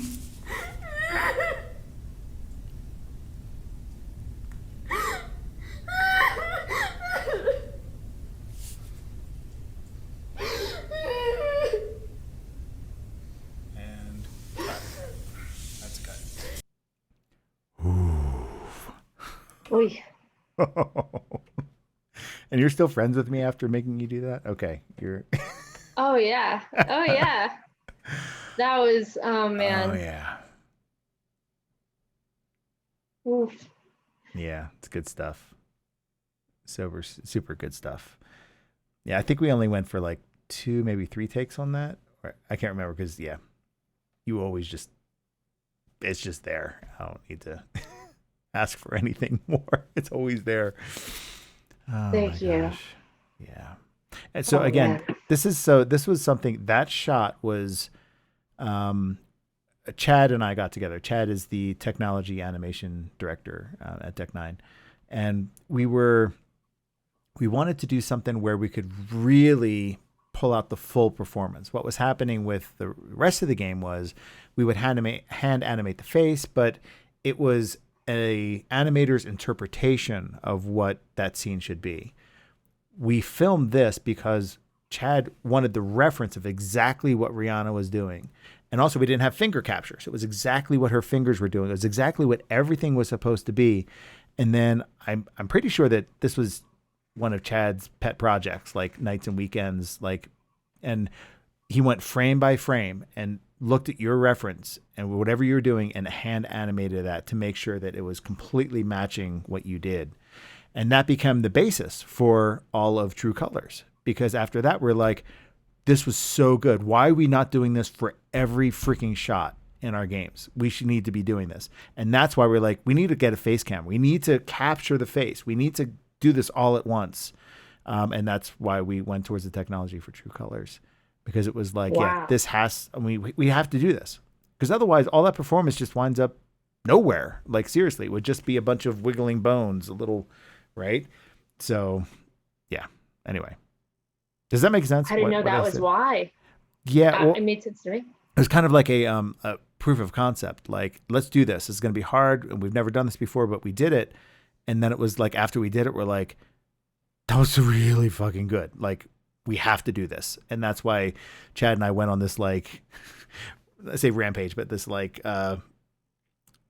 what's the right word? Campaign. Campaign. There's the word. Thank you. We went on this campaign saying Fair. we need to do full performance capture, and the producers were like, I give you like a 15% chance that you might be able to convince everybody, but we did it, and it's in true colors. So we basically the whole game is that, which is really nice. Yeah, and it's stunning. Yeah, it's 10 days, 11 days, whatever it is. It's going to be so awesome. All right, cool. So that's my third question. Oh my god. Okay, so We're really whipping through these. yeah, no. All right, so I mean, again, I wrote a bunch of these, and it's just so much more rewarding just talking to you and let the conversation flow than like trying to hit a rigid, set of questions. But there are definitely a couple fun questions here. So in the acting vein, what role have you played that was the most like you? Is it okay if I say Chloe? I feel like I know It's I know okay. we're here for this, and I feel like it's the predictable thing to say, but it's like there's a reason why that role was such a game changer for me, and it was more than just the fact that it was on like so many platforms and that it was such a massive undertaking. It's that like I said, that character spoke to me from the beginning before I even knew who she was. Yeah. So Cool. It didn't have to be that answer, but I will accept that as an answer. I'm glad. Good. Okay. I deny that answer. You must pick another role. No, just kidding. That's so funny. Okay, so let's go the other way then. That's probably more interesting. So what role have you ever played? It was the most unlike you. Like you really had to stretch. Oh, I had to stretch. Yeah, something just 'Cause, not you at all.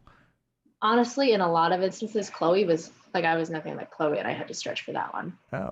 Like I've had friends say, I had one friend who tried to play the game, and in the first 10 minutes, he heard me say, oh, my mom would kill me if I was out here. And he was like, Rhianna DeVries has never had that thought. Because I didn't go to parties, I didn't touch anything. I would stay home with my little Harry Potter books. I would just enjoy the company of my corgi in my twin bed in my parents' house. That's just who I was. Like I wouldn't consider myself rebellious in a social sense, mostly in a, So Chloe was both the most like you and also the most unlike you at the same time? I mean, I have really healthy relationships with my parents and stuff. And so like, yeah, a little bit. But if I really had to stretch for it, there have been a few like short films that I've been in where I'd have to play someone who's sweet or like unbecoming, just like the romantic interest, like like I was thinking about that one time. Coy. I went to see you at, was it Denver Center and you played the University of Denver probably. Yeah, and it was a Shakespearean thing, and you were with Micah. You mean it was Moliere, and it was the Misanthrope. And I was in a full corset, and I had a massive. So Selman, yeah, that's her name. Selman is a close second because she was is sassy, also right? Yeah, she was super sassy. She was super manipulative, which is not really in my realm. She's also quite catty and very proper. So maybe more her. Yeah, because then at least. Solomon was an undertaking too because of the language. For those of you that aren't super familiar with Moliere, it's all couplets all the way through. And so it's all couplets and it's all in a particular poetic verse. So if you do mess up, it'll throw you completely. Because I think it's 10 syllables per line. Someone's going to come after me for that one. But like if you get off, they let you graduate with a theater degree without knowing that. They'll let anybody go through there. I know, right? Shame on me. But like seriously, once you act in a Moliere, you'll know. Like there was one time I went up, I forgot my line on stage, and I ended up improvising Moliere because it won't fit the audience can tell. It's not like the adage that everybody says where they're like, oh, if you mess up, no one will know. They will know. They'll know. It's poetry. It all rhymes. Right. So, yeah. But yeah. I still I guess Solomon. And Solomon was a little sassy. I haven't seen you in a show in a long time. Are you doing anything like now-ish, like theater-wise, that I'd be able to come and see you in? I mean, that's probably a bad question because like freaking COVID, like nobody's doing anything. But are you doing anything? Oh, sorry. Just give me 2 seconds. Oh yeah, sure.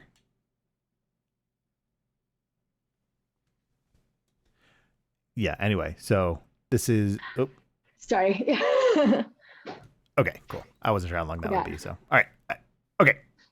So, yeah, is theater even going on now? Have you been auditioning for anything? I've been auditioning a lot. Yeah. Theater is going on, more so on the side of non-union stages. They're the ones that, started picking up first because they don't have to get cleared by the union in order to operate. Right.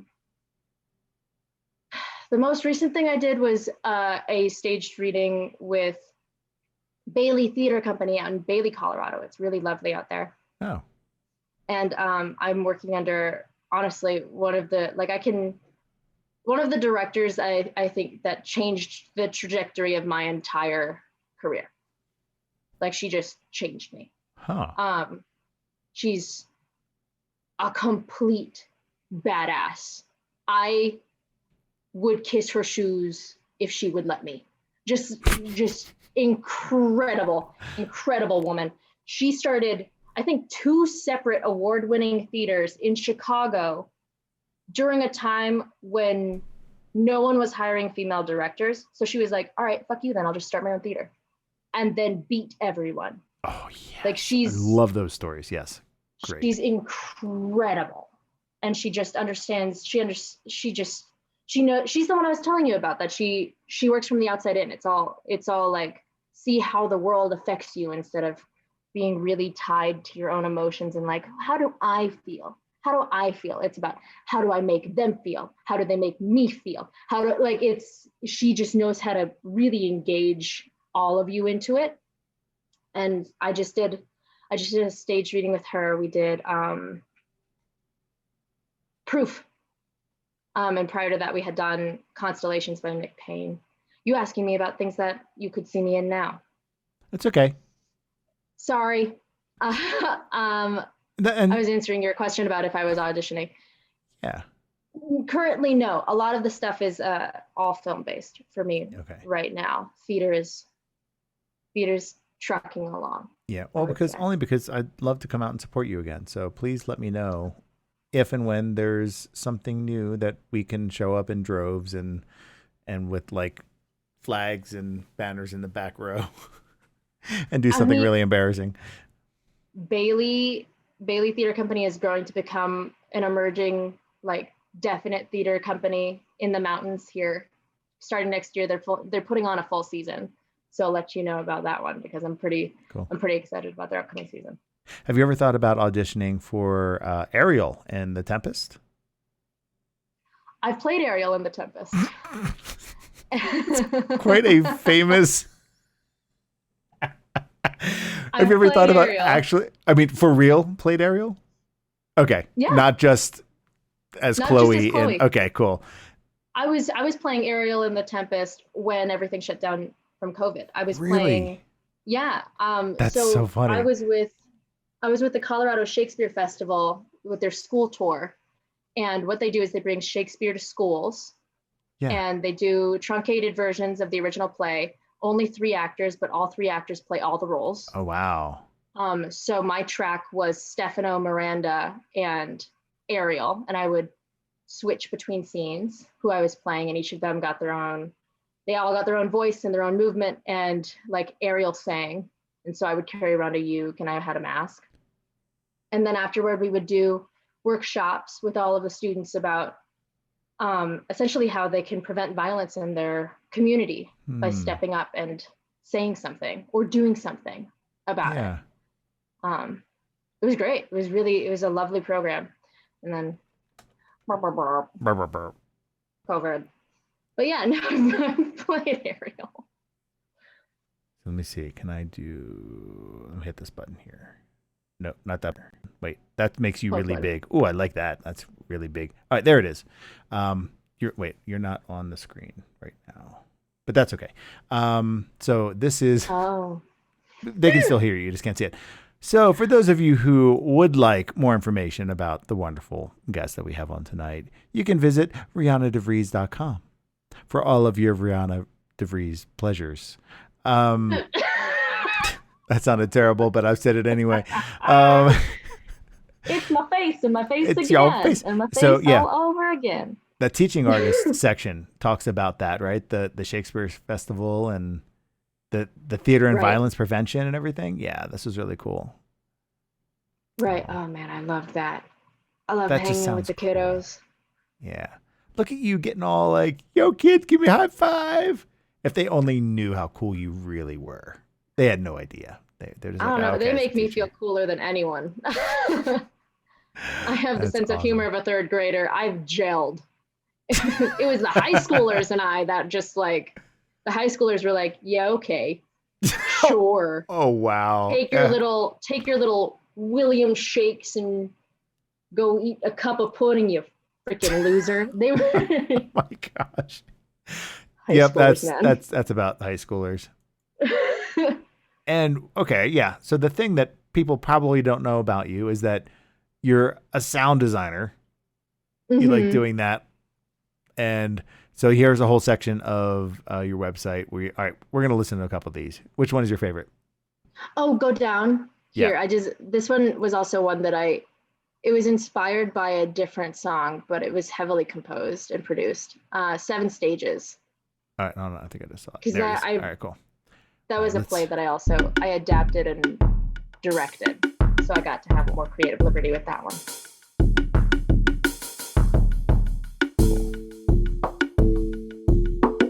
So while this is playing, I'll go to here. What is the what is the inspiration? Talk me through what this was and what you composed and kind of your process was. For 7 Stages? Yeah. So 7 Stages was my senior thesis. We all have to do what's called a capstone before we graduate with our theater degrees. Unfortunately, they do not quiz me on how many syllables need to be included in a verse of Moliere. But what I did was I adapted poetry by Peter Davis and formatted it to reflect the 7 stages of grief. Something that people don't usually know about the 7 stages of grief is that it's not about someone who's losing somebody else to death. It's about the person who's experiencing the death. So the person that's dying is the person that experiences the 7 stages of grief. And I was really interested in exploring what that would mean when you don't physically die, but when you are altered so thoroughly by an experience, specifically in my play, a trauma, that you will never be the same again. And so the play, the poetry on its own is it's very dry, it's very funny, it's very human. It all read to me immediately as very stand-up, very solo performance. And so a lot of the script and a lot of the poetry is delivered as if it's a stand-up set by the lead character, Tina, who is named for the book that Peter Davis wrote, the poetry book. Okay, right. And stop me if I'm being really like... You're being artsy. Really No, this is, this, you spent like a whole year probably making this happen, right? If it was a senior thesis. Yeah. I started conceiving it early on. Usually to fully produce it and put it on its feet, we get 3 weeks. Oh. But so that's why my presets were really my ducks had to be in a row, because I was also the only person in my cohort who adapted their own play. Everybody else people tend to pick pre-written plays out of books, which is fair because then you get to relate to the content in an outside way. There is something kind of limiting about directing something that you wrote because you already know the intention. There's fewer things to discover in it. Right. And also If you get stuck on an intention, it's hard to deviate from it and kill the baby, so to speak, when it doesn't work for story. Because it's like, well, I knew I meant this, but if it's not clear, it's just not clear. Whereas if you pick a pre-written play, if it's not clear to you, then it's not going to be clear to anyone. And so it's also a devised piece, which means that it's, in this case, heavily movement-based. I love devised theater. I love movement-based theater. I love movement-based storytelling. Specifically, I love viewpoints and Laban. And those are both, they're both techniques to help get actors into their bodies and get them to relate to the space a little bit more. Because I think somewhere in the, I'm gonna get dates wrong because my sense of time is whack. Somewhere in the 90s or 80s or 90s, directors started looking at stage actors and going, why are they only acting from here up? It's the worst. It's the least engaging thing. They don't, they're not doing it. They're not dropping in. And so both of those schools of thought, Laban and viewpoints, are supposed to get you to move and to really understand your body in the space and the importance of it. And it also helps you work as a team. Devised theater means that, at least in this case, no night, like the night you go is the only night that show is gonna happen. The next night you see it, people are going to move differently because each person on stage is taking cues off of the other people. So much so that like the entire dance will be different every single night. And so because of that, you have to build a profound trust amongst the cast because they have to know, are you tracking me? Am I tracking you? Am I listening more than I am moving? Am I sensing you? It turns into sensing. And there are these, like, I'm going off on a tangent, but seriously, it's the coolest shit. If you allow yourself to be really affected by others, you can anticipate what they're going to do in the most base way. And I remember being a part of this devised show called Cradle to Grave, where we had to walk in lines across the floor. It was an ensemble of six folks. We had to walk in lines across the floor, and we had the option to stop, to jump, or to lay down. And we would do it. All of us would do it at our own pace. You can stop, jump, or you just keep walking, stop, jump, or lay down. Those are your three choices. The only time the exercise stops is when every single person in the room jumps at the same time without communicating. Right. It took, I think, 45 minutes. But what you build with someone after passing them and not speaking in a very quiet room, just like, okay, that person just laid down. I'm laying down. Okay, and your brain does this thing where it almost shuts off. And there was this incredible moment where all of a sudden, all of us were on our feet. We all breathed and we all jumped. And I have chills because we didn't talk to each other. We were listening. We were just listening so hard. It wasn't even about what we were doing. We were taking cues off of everybody else. And you can start really in your head. But like, no matter what you do, if you're doing the exercise with your whole heart, it's like you can read minds. And so we did that kind of shit on stage every night where like, but I wasn't in it. I directed it. And everybody would just listen to each other. Cool. Yeah, because I was there. I don't know if you remember, but I came to your, well, at least, I don't know if you had multiple showings, I can't remember, but I did come to see it. And I remember it being trippy because I'm not a theater person, so I wasn't quite sure what I was in for or what I was experiencing. But now that you're explaining this, I'm like, oh, okay. So that was all this listening to each other movement thing. It wasn't like a hard choreographed thing. No, never. And so I'm sure if you were watching it, you're like, man, they should have practiced this dance more. You know, what is this shit? No. Because someone's going to be a little bit off every time because, you know, we only had 3 weeks to integrate. If you got like in the show I was in, Cradle to Grave, we had 6 weeks. We had double the amount of time. And by the end of that run, it was crazy how in sync we were. We wouldn't even have to look at each other. Yeah. But ooh, you know, but that show, 7 stages, I sound designed it, I directed it, I adapted it. I loved that show. And I know it's super artsy and weird and, you know, whatever. Man, I loved that show. Because it's also, you know, you're doing it for school. The way I saw it was, I'm doing it for school. I know I want to produce. I know that in order to continue producing, I'm probably going to have to veer a little bit more into the mainstream. Now's my chance to be a weirdo, just a freak about it. I'm going to make it's going to be the weirdest shit. Yep.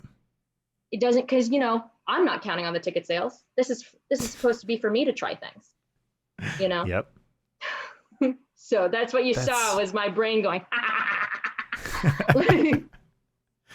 But that's so fun though. Yeah, you have an opportunity to just, with no, just let your creativity breathe without any risk, really. It's an opportunity truly to let that happen, because that's, I think, what happens to a lot of artists is you get into the world and what you do has to make money. So you become more conservative with those ideas because you bank on the stuff that you know is, like you said, commercial or more socially acceptable or whatever. And a lot of that creativity can sometimes you just giggled at something. What was that about? Just socially acceptable. I'm like, socially acceptable. Oh, okay. I was giggling at the implication that what I did was not, and that it was just like a bunch of buffoons. But I like that, you know? Right. It's not like exactly people go out on Friday nights to watch that. That's what I'm saying. Like, it's not like one of these big cultural things, but it's like, oh, now's my time. If I'm going to do it, I'm going to do that here because this is where I can explore it. And that's what I love about college, especially for arts in the college, because it's an opportunity to explore and discover that stuff. And so, you produced, you directed it, you did the sound design and everything. Mm-hmm. Oh, gosh. Believe it or not, that freaky thing, it swept at the awards. Really? We swept. And I was so proud. You can tell already. I'm pretty I'm proud of that project. I know it's super weird and like a lot of people didn't get it. But the other big thing about that, all right, trigger warning. Okay. Sexual assault. I'm not going to be graphic about it, so nobody worry too hard. But that's what the trauma was in the play. And I wanted it. I think that this is I'm going to go on my own little rant here. I think that a lot of forms of media and a lot of creators have this weird short-sightedness about being advocates for things, so much so that they harm the people that they're advocating for in the message.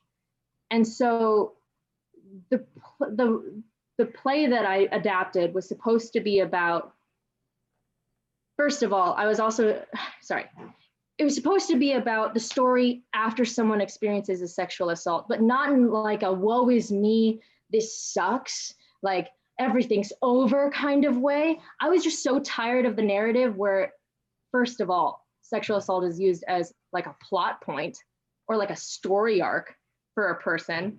And then it's so heavily relied on. It can't just be something that happened and they navigate through it. Somehow we just have to pigeonhole them into this box of like, now these are the confines through which you can explore your feelings and your emotion in the aftermath of a trauma. These are the only ways that you can react that are allowed. And so I made the play funny. The whole thing is that she's like, what is this horrible thing happened. I feel weird about it. And like, that's why she dies in the prologue. Right. Because she'll never be the same again. But at the end, there's acceptance. At the end of that process, there is acceptance. She accepts that that's how it is, but it's not who she has to be. It doesn't have to be the only thing she is. She has the choice, and there's something really interesting about that. And it's so much more interesting to be someone who has agency in light of a situation where they had absolutely no control. There's something just so much better about that story, so much stronger than cutting the film at the part where they've given up, when inevitably they'll get past it. You know, it's just so much more than that. People are more than that. And oh God, I'm just going on a tirade. But my point is, when I was talking about when someone has a message, they might harm somebody if they're not being cognizant of it. Right. At that point, that year, I had seen different productions that had portrayed assault on stage that I found to be incredibly violent and harmful and lack complete empathy. They're like, look at this gory, horrible thing. Feel bad for the person that is the survivor of the thing. Don't you feel so much pity? And it's like, but don't you understand that 1 in 4, at least 1 in 4 people in half of that audience has specifically undergone that experience, and you just made them relive it in public. This is, you're like, in the name of spreading awareness, you're being harmful. And so when we choreographed, because there was one part that was choreographed and it was the assault, and I'm like, under no circumstance would I let that just happen. Yeah. Give way to the wind. Yeah, right. No, it was very important to me to be responsible about this. Sometimes that assault scene would go over people's heads because it wasn't the way that we see assault. Usually it wasn't as violent. It wasn't as graphic. It told the part of the story that all you needed to know was that something violent happened. But there were specific movements that I ingrained in it, where if you had it happen to yourself, you would go, I know exactly what the fuck just happened. But you could stay in the story and you could stay engaged and you could be empathetic with the character because it didn't knock you out and make you feel like crap when you're trying to go and see a performance so you could escape your daily life. That was really, I haven't talked about this in a couple of years. Yeah. But it's so important to me when we talk about representation, we actually think about what that means. And it's not just this like bland wash over, well, if we depict something this way, people will get it. Who are you advocating for? Whose side are you on? Be smart about it. Yeah, that play I was exploring a lot in that play, I'm realizing. There were so many words in that. Okay, and scene. That's what I have to say about that.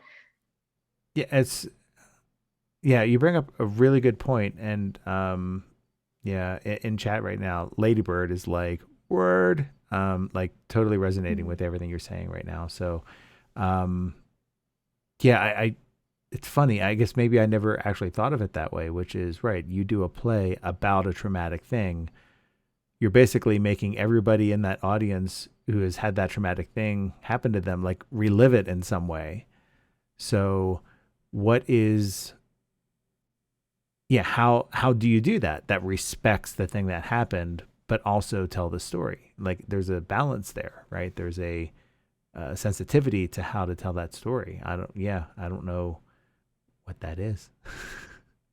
In my mind, I just made the choice that I thought anybody that wouldn't know what was going on would at least know that something bad happened. Right. And they didn't, because it wasn't, to be honest, it wasn't relevant to the rest of the story, really.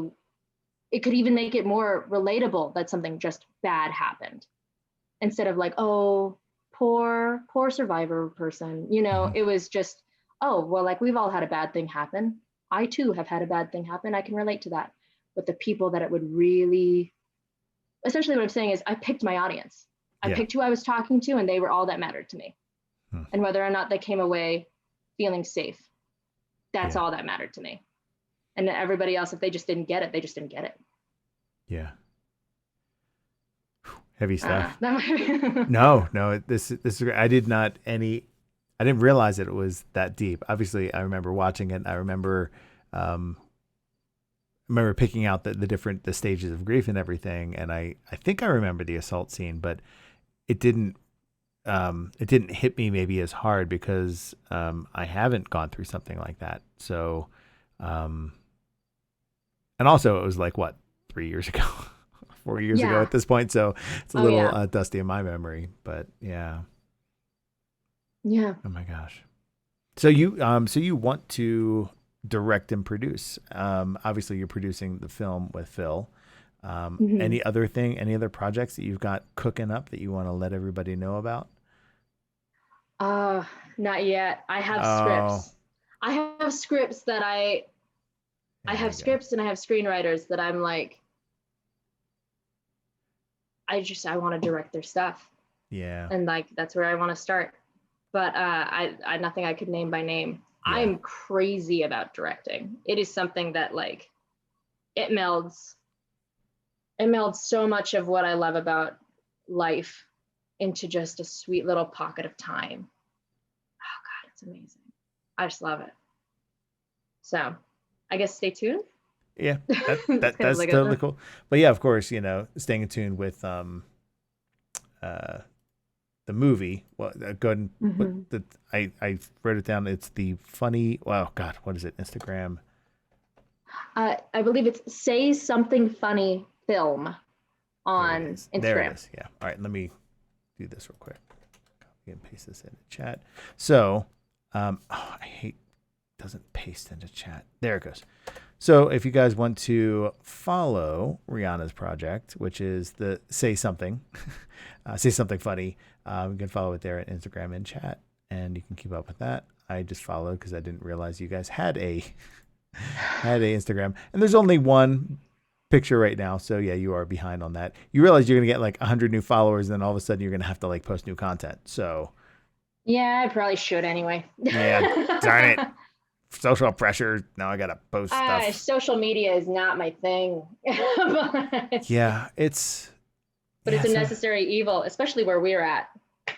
You know. Social media. It's a total.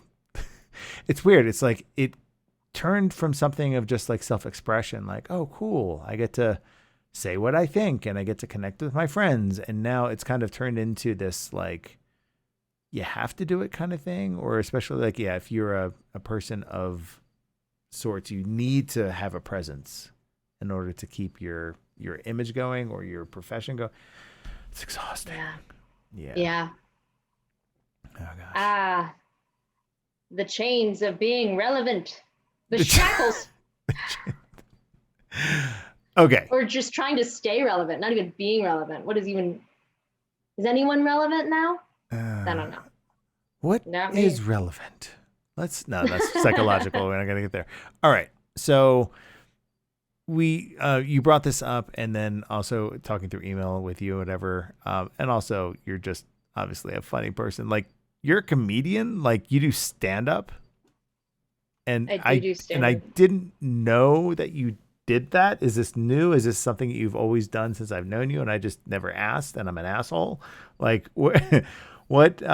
Yeah. So elaborate, please. If you say another mean thing about my friend Webb, we're going to have problems. Okay. Wait, you're going to kick my ass. How's that going to work? You kick my ass for saying something about myself. Anyway, just stop. Okay. Mean to yourself. So it's not new, but it's also not frequent. I love so many things all the time. Yeah. Stand up is something that I started doing, I think, in 2018. In fact, the first time I went to Pride, I didn't even go to the Pride parade. I just did stand up at the parade. Which was awesome, by the way. Fun. I love it. I love this stuff. Obviously, I actually was planning on doing it quite a bit more before COVID hit, and then open mics stopped being so much of a thing. But COVID, of course, yeah, that just kills everybody's aspirations for anything this last year and a half. Oh yeah, but I love doing stand up. I think it's probably one of the scariest things you could do. Yeah. You're just exposed. You're on a stage in front of. Sorry, my cat got out. But he'll come here. Yeah, you're exposed on a stage. Oh my gosh. So to be on a stage? Well, yeah, just to be okay. I'm gonna go out in front of these people and just say things, and I hope people laugh, because if they don't, like, there's no safety net. You just got to keep going. Like, oh my gosh, I could not even imagine what that's like. Okay, so you think you're so funny? You think you're so funny? Tell me a joke. No. I'm not gonna. I just like, Just kidding. I was like, I that's was not just, how. okay. I was waiting for you to say that. That's not how this works. This is Smelly Ham. Smelly Ham. Hello, Smelly Ham. And yes, everybody, that's actually her cat's name. That's like Smelly Ham. That's, yeah. He's my boy. I think they left the door open. He's not supposed to be out and about right now, but I guess this Smelly is, Ham. I mean, he's okay, baby, huh? But yeah, No. I love comedy. I'll let you know here's the thing. I'll invite you to an open mic I do if you bring a tight 3. If I bring a what? Tight 3-minuter. Wait, what do you mean? You have to come up and do it. Oh, I have You to have do to my come up own? and do some. Oh, I'll do that. Okay, great. I Oh, think shit. everyone should do it. Oh shit! I think I just felt myself commit to that. Now my heart's racing. Oh shit! I think everyone should do it. Because you know what? Okay. If you can handle a room that is silent about a joke you gave your all to, if you can handle that, all of a sudden, I swear, it builds up your self-trust like nothing else.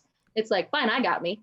I'm the one with the microphone. What are you gonna do? I'm gonna tell another joke that you're not gonna laugh at. What are you gonna do? I have another 2 minutes. Either you get on the train or you get run over by the train. So, All right, I'm it's in. good for you. We're doing it. It's like veggies. There we go.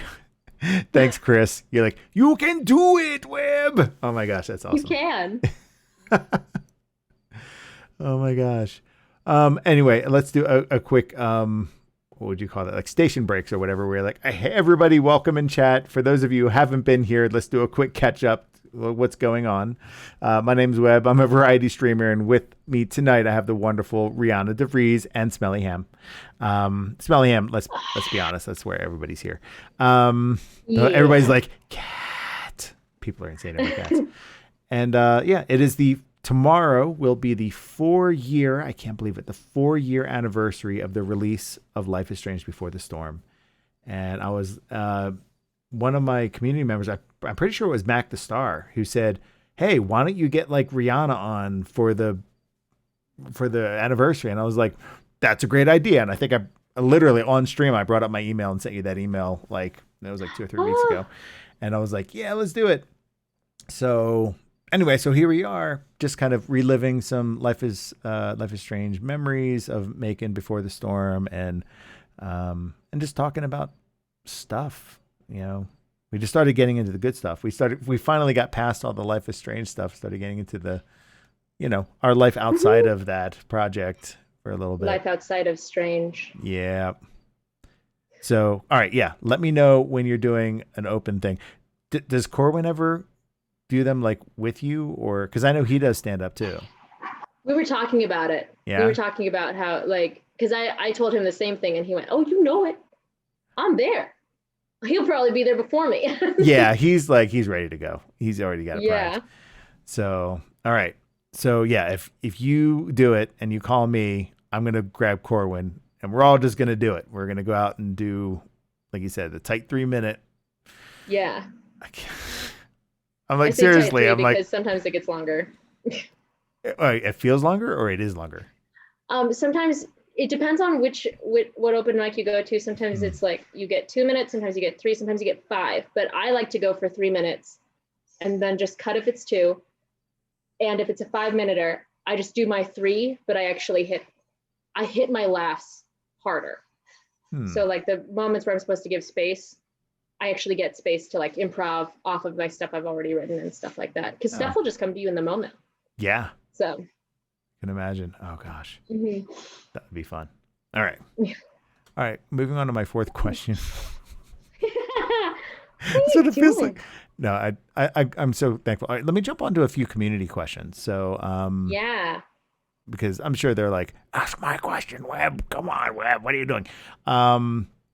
Okay. I see Rocka Swift 23 has been super crazy in chat today. So Rocka, thank you so much for stopping by. And you had submitted the question.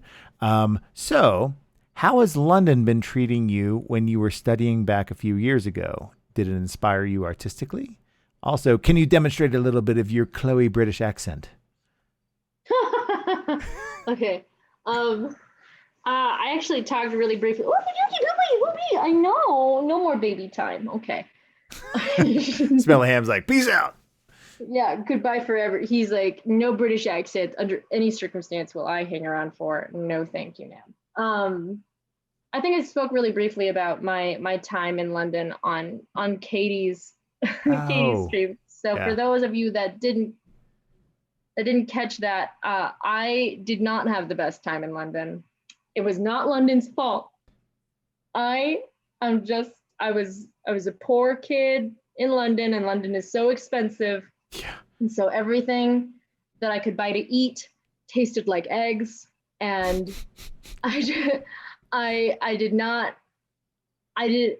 The other thing is that I'm a total workaholic. I need to have something to do all the time, and the school system there is just so much less. Like the time it takes to accomplish things is about the same between the U.S. and the U.K., or at least the school I was going to. But the classes are so much shorter and less frequent throughout the week. So you would just go to like a 1 hour long class, and then the rest of the day is yours to do whatever with. Oh, wow. I don't function like that. And I didn't have a visa to work out there. So it was just an equation that didn't work out for me. However, I will say it did inspire me artistically, because holy crap, did I have the sads. And I think I wrote more songs than I have ever written in any period in like a short period of time than any other time in my life. Like that was just so many songs. And it was also when I started conceiving the idea for 7 stages. Oh, nice. So it did inspire me. It wasn't for nothing. Yeah. So you writes the music, huh? You're a musician or something? Something. You Something. know, It's sometimes. mostly. Yeah. What do you Yeah, write? it's mostly for fun. What do you write? Sorry, there's cat hair in my eye, so that's what I'm doing. I write. I don't know. I just write. I just write whatever I'm feeling mostly. I write a lot of lyrics, and I mean I like. Might be ballsy to say this, but I stand by my lyrics too. I don't think they're that bad. And I don't know. I think they just kind of act as journal entries more than anything. Yeah. Because it's just a way for me to get my feelings out and channel it into something. I've tried journaling before, but journaling just has never felt totally right for me. But when I write a song, when I write poetry, it almost feels easier, because there's something about words, just words, that really means something to me. I love words. I love the way you can use words. I love how words can affect people. And then once you add music to them, it's just a total game changer. And so, yeah, I do that. So when I was really sad, there were so many. Yeah, right. It was just leaking out of your brain. You were like, oh, it's good stuff. So do you, so I think you have a keyboard, right? I thought I saw one in the background earlier. You have like, yep. Yeah. And is that what you, like, what do you use? You just sing when you compose? Do you actually play guitar? Do you like write on a computer? Like, what are your methods of composition? I use a uke. You do? Usually. Yeah, just because Really? it's so transportable, and that's actually, it's like, it was so easy to find and buy a uke in London. Yeah. I bought one in London because I originally I was like, no, I'm not going to bring it with me to London. I'm not going to bring mine from the States to London. It just doesn't make sense, blah, blah, blah. I got there and I couldn't make it a week without needing to play the ukulele. I don't know what it is. I think it's because I will say I'm not good. Like I'm not as good as I should be for how long I've been doing it, because I don't practice the uke on its own ever really. I use it as just a means to accompany myself and find a melody. Okay. After that point, I start to use production software on my laptop if ever I'm actually fleshing something out. But the uke is where it starts. That's cool. What do you use to record? What are you, Mac or PC? On PC. And what do you use to record with? I use an Audio-Technica A3500, Oh, I think. AT3500. yeah. Yeah. I have, my closet is set up to be a voiceover booth, but I also Nice. use it to record those. I often, though, I will say, don't record what I make, because it's like if you wrote a journal entry, would you record it for yourself? You know? Right. It just kind of lives in a notebook or lives in my notes somewhere. Huh. All right. So you know the next question I'm going to ask, because we talked about it earlier. So I heard that you can sing a very special song. Mm-hmm. What in this apparently a claim to fame of sorts. So maybe explain to me like what this is and how this came to be. It came to be when I was less than sober. As most good stories start. Excellent. I could not have driven, but alas, I could create. Yes. And I have this thing when I'm less than sober where I think I can do great impressions of things. I'm like, name somebody and they're like Obama, or this is my friends. They isn't like my puppets, you know, or, you know, just Elvis. They'll name people, and most of the time I'm bad, but in my head I think I'm like the cream of the crop. But I love where this is going. I love where this is going, by the way. Just keep going. You got me. This time, I think someone started singing Creep by Radiohead, and I thought it would be funny to do it rolling my R's, and I realized how easy it was to sink into a rendition of Creep by Radiohead as if performed by the Cowardly Lion. Because just prior to that, I was singing, do you know the Genovia National Anthem from Princess Diaries starring Anne Hathaway? It's like, no. Okay. Genovia. Like, it's really down. Okay. I really like bass notes. Yeah. I had just been singing that. And so the Cowardly Lion thing just fell together. And now it's on my resume. So awesome. So Baconator, like that? Please tell me there's a clip. You're about to get a clip. So Rhianna, would you like to perform your rendition of Creep as performed by the Cowardly Lion? I actually think there's nothing else in this world that I would like to do more. Okay, for your viewing pleasure, everybody. Here, all right, hold on. Actually, let me see. Can I make you like full screen here? Hold on a second. Let me see. There we go. You got more of a stage now. There you go. Whenever you'd like. Do you need a drink or two first, or is that? No, I like the phlegm. I like to use it. All right, here we go. I'm a creep. I'm sorry. All right, I need to turn my video off because you're just gonna feed off me. Hold on. I don't want to turn off my video, but I shouldn't have looked at you. You know, okay, here we go. I'm just gonna block my camera. There we go. Okay. I'm a creep. Oh, I'm a weirdo. What the hell am I doing here? Oh, I don't belong here. Oh. That's it.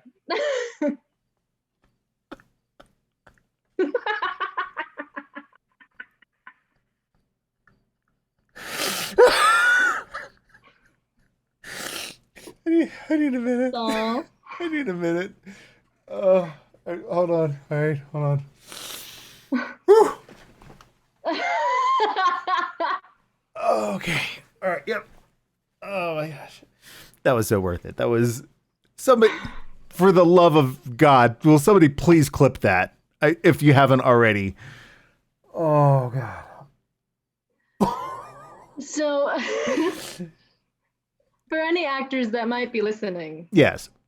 I got this tip from a local casting director whom we love. She says to put something like quirky or weird or fun at the end of the special skills at the bottom of your resume that you can perform in a short amount of time in front of casting directors. And that one is mine. And no one has ever asked me to do it.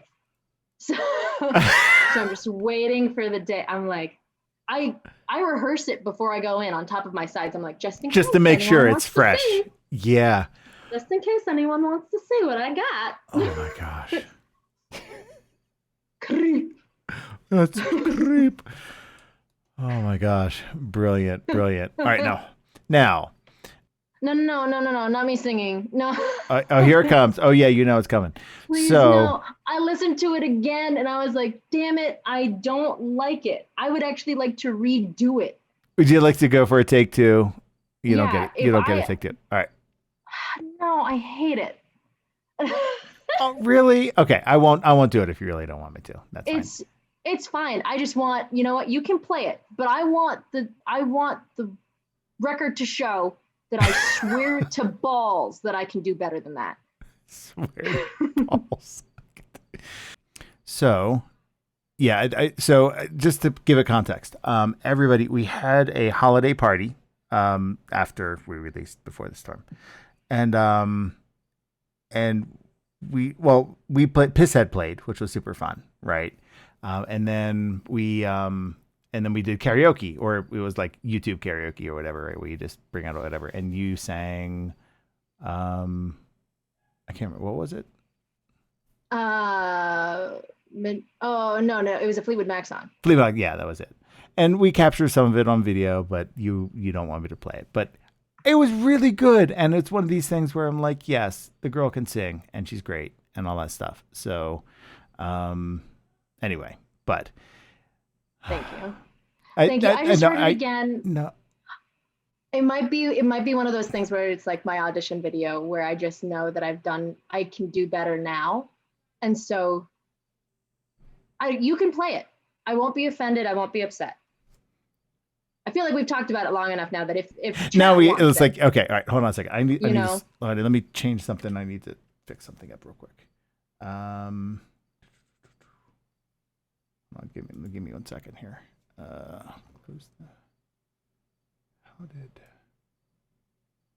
Okay. Sorry, I'm just getting this arranged real quick before I share. All right. So let me see. Can I do that? There we go. And then, all right, here it goes. This is, no, not Gloria. All right, hold on. Yes, Gloria. All right, hold on. Okay, here we go.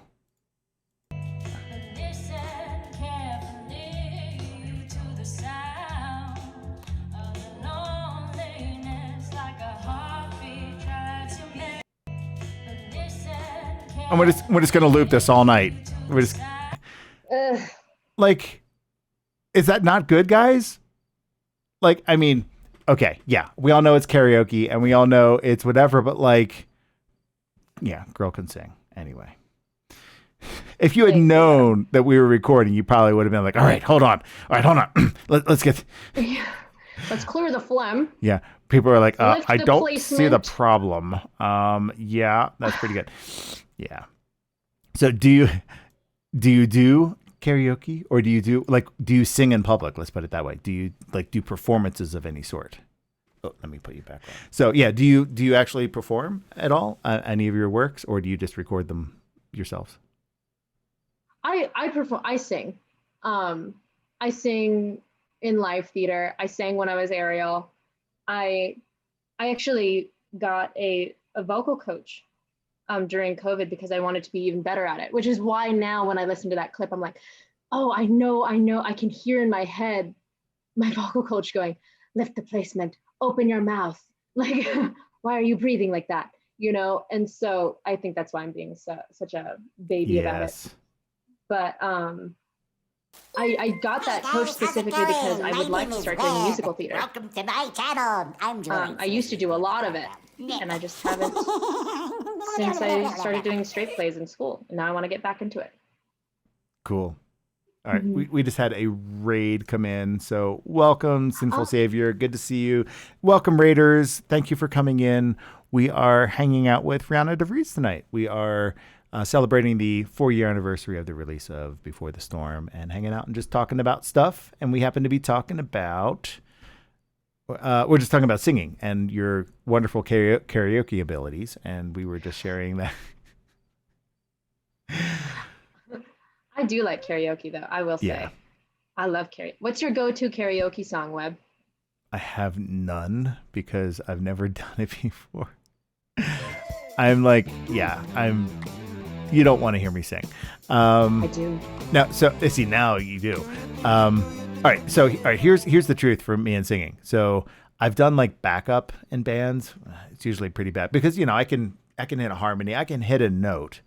It's not a quality note, but I can hit a note and it can be of a word. You know what I mean? Like that's what singing is. So one day I'm like, okay, I got this fancy new microphone with my setup. And I'm like, okay, let me see, like I can hit notes. Let me see if I can sing something. So when everybody was out of the house, I had to wait because it's COVID. Everybody's always in the house. So I can't like do it because it's embarrassing. There was one night when everybody was out of the house and I'm like, okay, I'm going to sing something. I'm actually going to try to sing and do my best and then listen back to it and see. It was bad. I tried to sing Jack and Diane by John Cougar Mellencamp because, I mean, it's kind of like yelly. It's not yelly, but it's like, it's got some edge to it, like, and I could kind of dig in. It wasn't actually about the quality. It wasn't like trying to be opera man or anything. And I sang it. I like tried to do the best I could. And I played it back and I was like, ooh. Yeah. Okay. We're not going to do that unless there's heavy drinking involved. That's never going to happen in public, which means it'll probably happen in public because when I drink, things happen that are crazy. But maybe in the future you can convince me to do that, or I need to find a song that I know I can sing that would be in my range. That would be really cool. So both, all of the above. We'll just end up and then. Sapphire's like, you got to do it now. No, Sapphire, I don't have to do it now. Well, I mean, not now, but like now. Yeah, you don't want to hear me sing. I play bass. I play the bass. I'll play the bass on this song. Okay, but no, I'm not going to sing. All right. Webb's going to serenade us at the end of the stream. No, I'm not.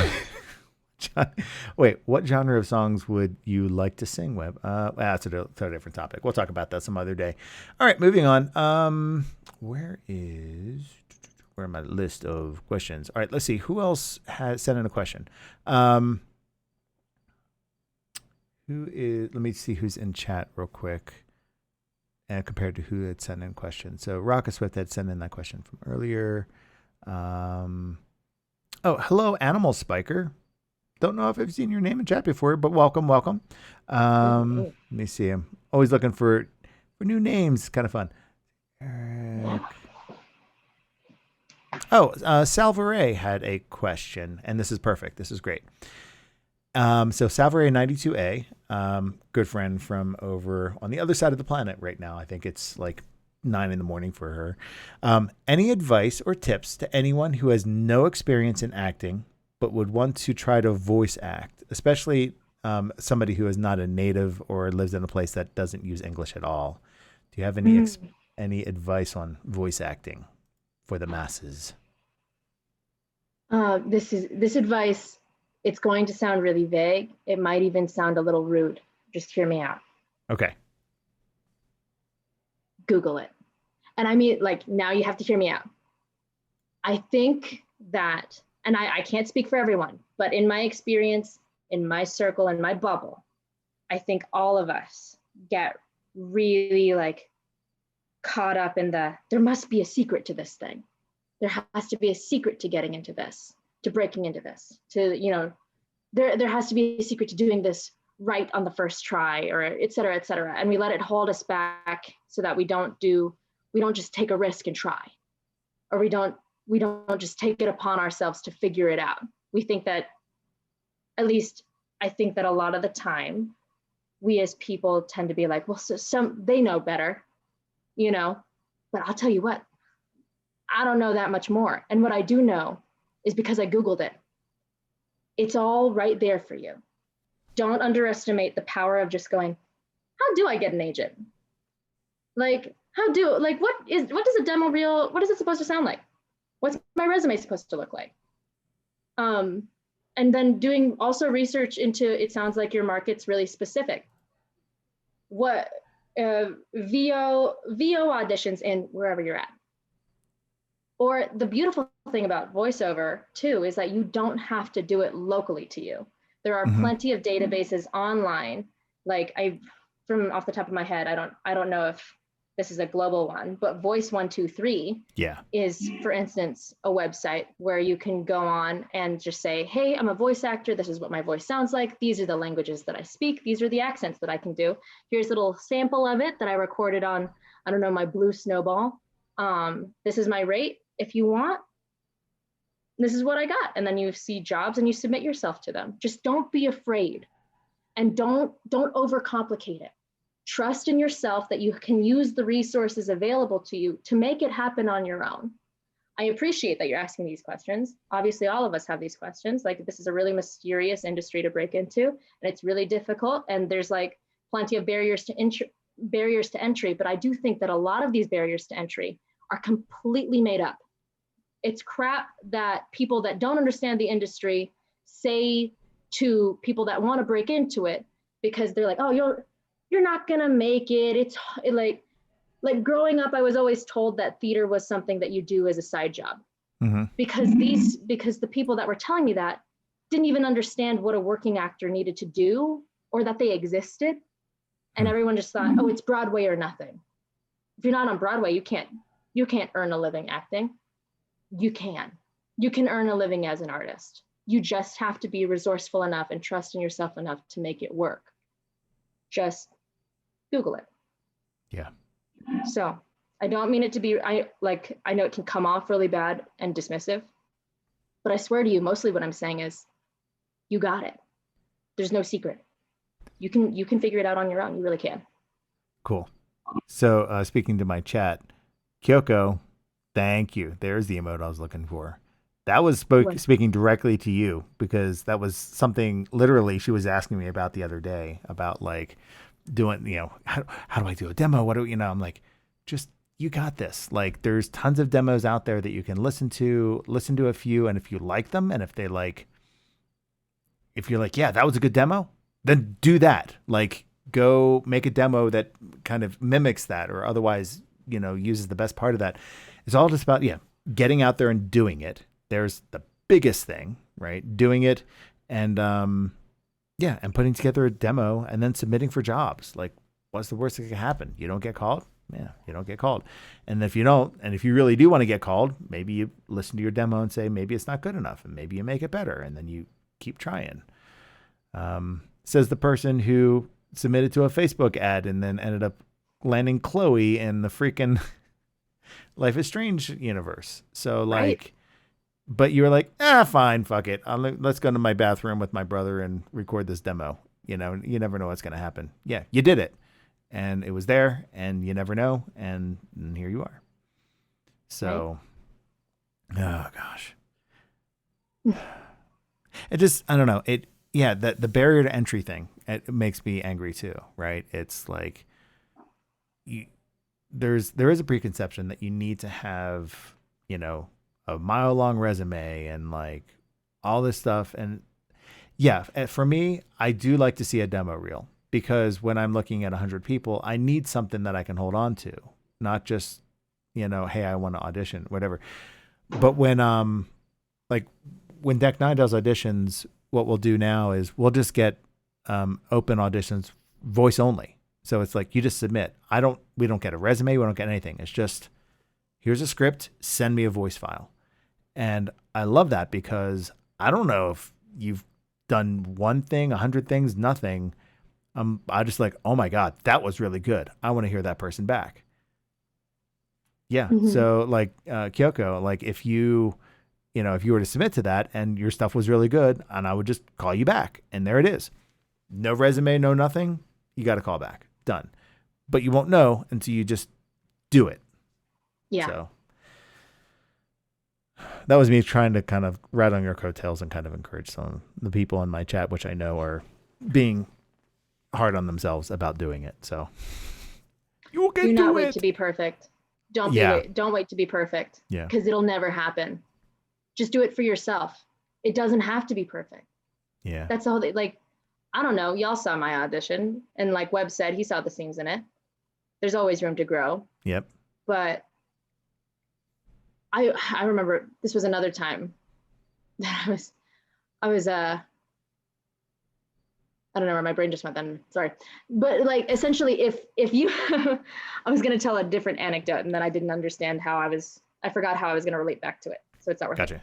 But you need to believe in yourself, especially in the face of, and I know that sounds super tacky and like I'm sure you've heard it, but especially in the face of if you have family members or friends that are like, well, you should just do it as a minor. Or are you like, that's a really hard competitive thing. Are you sure you have what it takes? You have to be your own advocate. You have to trust yourself so fully. You just have to know like, this no won't hurt me. The no won't make or break me. The yes won't make or break me, because you have to be in it for this makes me happy. And if it makes you happy, then everything else is kind of irrelevant. Whether or not you have like the best microphone on the market, the best filming setup. Yeah, doesn't matter. The best camera, it's irrelevant. Just do it. Just because do it. you want to. Yep. So I forget if I ever told you this, but I went to one audition. I forget how many years ago it was. It was 2018. And they had, at Colorado Film School, they had open auditions. And I was like, I wanted to challenge myself to just do it, because I was subjecting all of these actors to auditions. And I felt terrible that I was always on that side of the table and not experience the horror that is the acting side of the table. So I'm like, all right, I'm going to do this. I'm going to go somewhere. I'm going to do a monologue and I'm going to do it just to have that experience. It was terrifying. I got there and I walked around for an hour before I actually built up the actual confidence to go into the audition room and do it. It was open audition, so I could take my time and I could milk it. But oh my God, that was terrible. Now, just thanks to the internet, I actually found the monologue. Do you want to watch it? I'm a little scared. All right. So I don't think anybody has ever seen this. I did it. I recorded it. And then I'm like, okay, check that off my list. I'm going to walk away slowly. Okay. So in this case, all right, I would have to hold on, let me switch this over. In order to watch it, obviously you have to watch my stream. I think it's not going to come through here. So, all right, give me 1 second to get this set up. All right, guys, you're about to see me. Oh my gosh. And this was when I was 260 pounds too. God, this is a little while ago. Wait a minute. Why? Come on, you stupid. All right, come on. My computer's being dumb.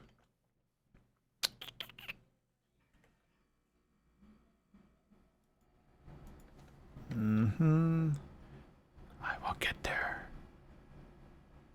There we go. Close that. Close that. Bring this over. Okay. I should be able to bring this full screen now. All right. It's 4 minutes long. So it is long because it's the first monologue I ever did. All right. Well, all right. Shut up. All right. Why would you do that to yourself? Memorize 2 minutes. Because, all right. So here it is. Oh God, I haven't seen it. I don't even know what I'm going to watch. So, all right, guys, this is, all right. Oh God, I'm scared.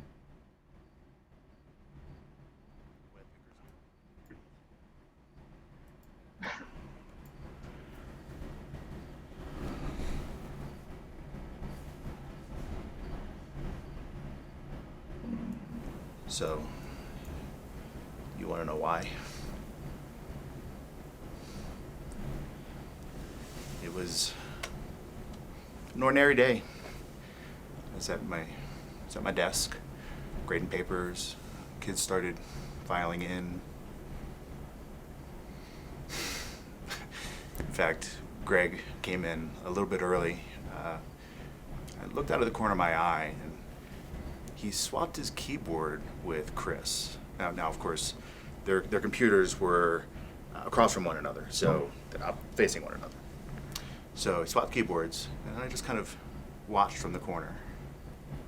Chris came in, brought up his computer, started working away on his project, and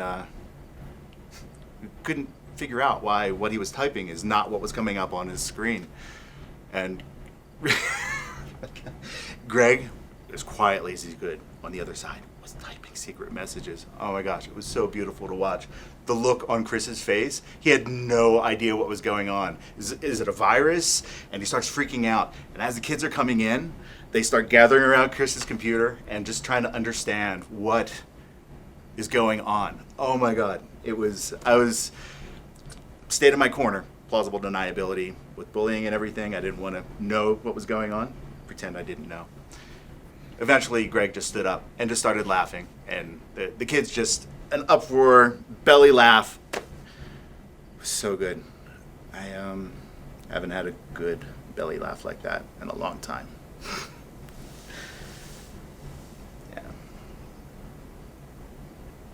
We're having so much fun that I didn't even notice. Nobody did. Didn't notice the door opening. Didn't notice him coming in.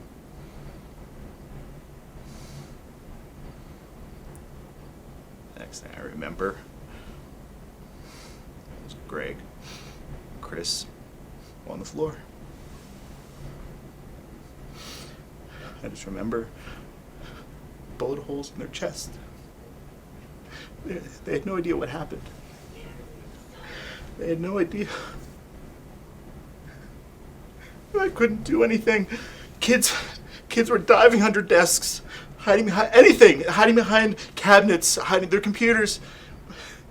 And I couldn't do anything. I was frozen. I'm supposed to be their protector. I'm supposed to teach them. I'm supposed to be their parent away from home, and I couldn't do it. God. They died. 8 of those kids died. I couldn't do anything about it.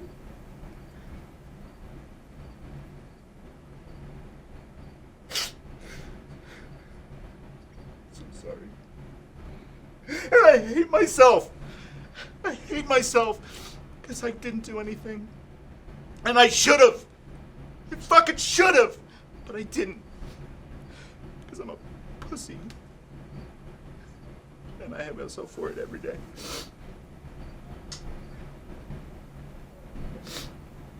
Okay. So now you know why.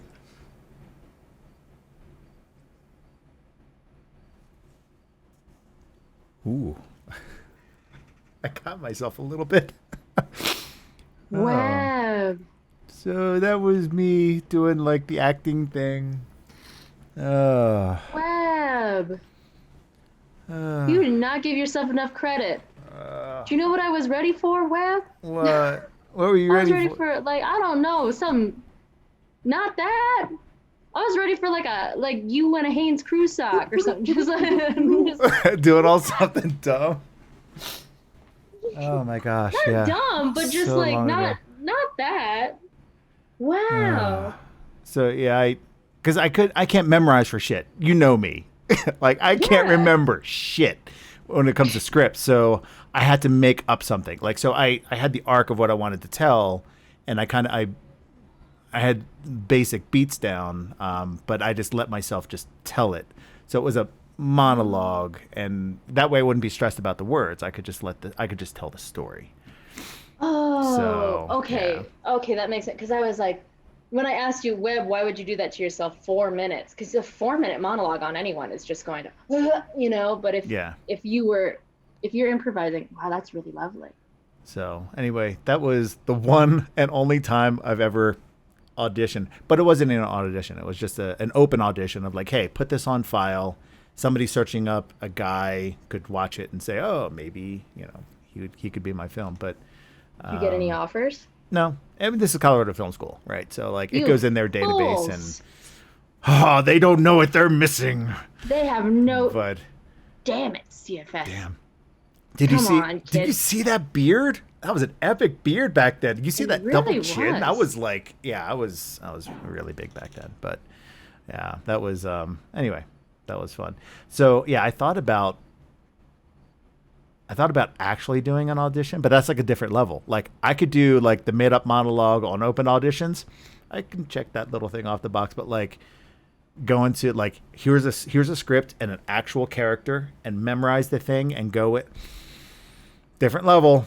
I haven't checked that box yet. That's scary shit. So I don't know how you Honestly, do it. sides are a blessing. I love when someone just puts something in front of me. They're like, "Do this one," and I'm like, "Great," because what Really? the real bitch of being a working actor is finding monologues. Yeah, I've noticed that. That sucks butts because you have to take into consideration the whole entire season of the theater that you're auditioning for. You also have to take into consideration the time constraints, and then everything that files that down has been done a million times. Right. And yeah, and isn't there like a certain credibility to like I'm doing this monologue from this person? They're like, okay, that's a credible writer and that's a credible thing, and I know what to expect, and then you do it. Right. Versus I'm doing this unknown thing from this unknown writer, and they're like, right? Isn't there like a little sourpuss face like for audition people to hear things that are like completely new and completely unique, or is there Not necessarily. No? Oh, okay. No, it's like that means you're well read. However, these same casting directors also know if you pulled something out of a monologue book and not a play, that's something that'll show. Like, did you really do the character work? Because you should really read the whole play. They also doing stuff from movies. It depends on who you're auditioning for, but that's usually a no-no. For me, that's a huge no-no. Don't do something from a film because I know what that performance is. Like I can't hear it any other way. And it has to be new, has to be original. Something I've never heard, at least. So Still though, you improvising that is no small feat. Like it's actually crazy to me that you didn't rehearse that. Because it just happened. I mean, I had the ideas of where I wanted to go, and I based it on a true story, which was in high school. We actually did that prank, and there was I had a high school friend named Greg, and we had a computer class, and I swapped keyboards, and he came in and he was like trying to work, and every time he would type, I would hit a letter. And instead it would type like, you're an idiot. And he was like, couldn't figure out it was the funniest thing we had ever done. And I kind of used that as the template, but then, of course, putting myself in the shoes of the teacher and then turning it into a school shooting, which is fucking great or whatever. Sorry, should have had a trigger warning there. But, so yeah, it was fun because it was a story I could tell. It wasn't a stretch. It was like, okay, I could tell it because I was there.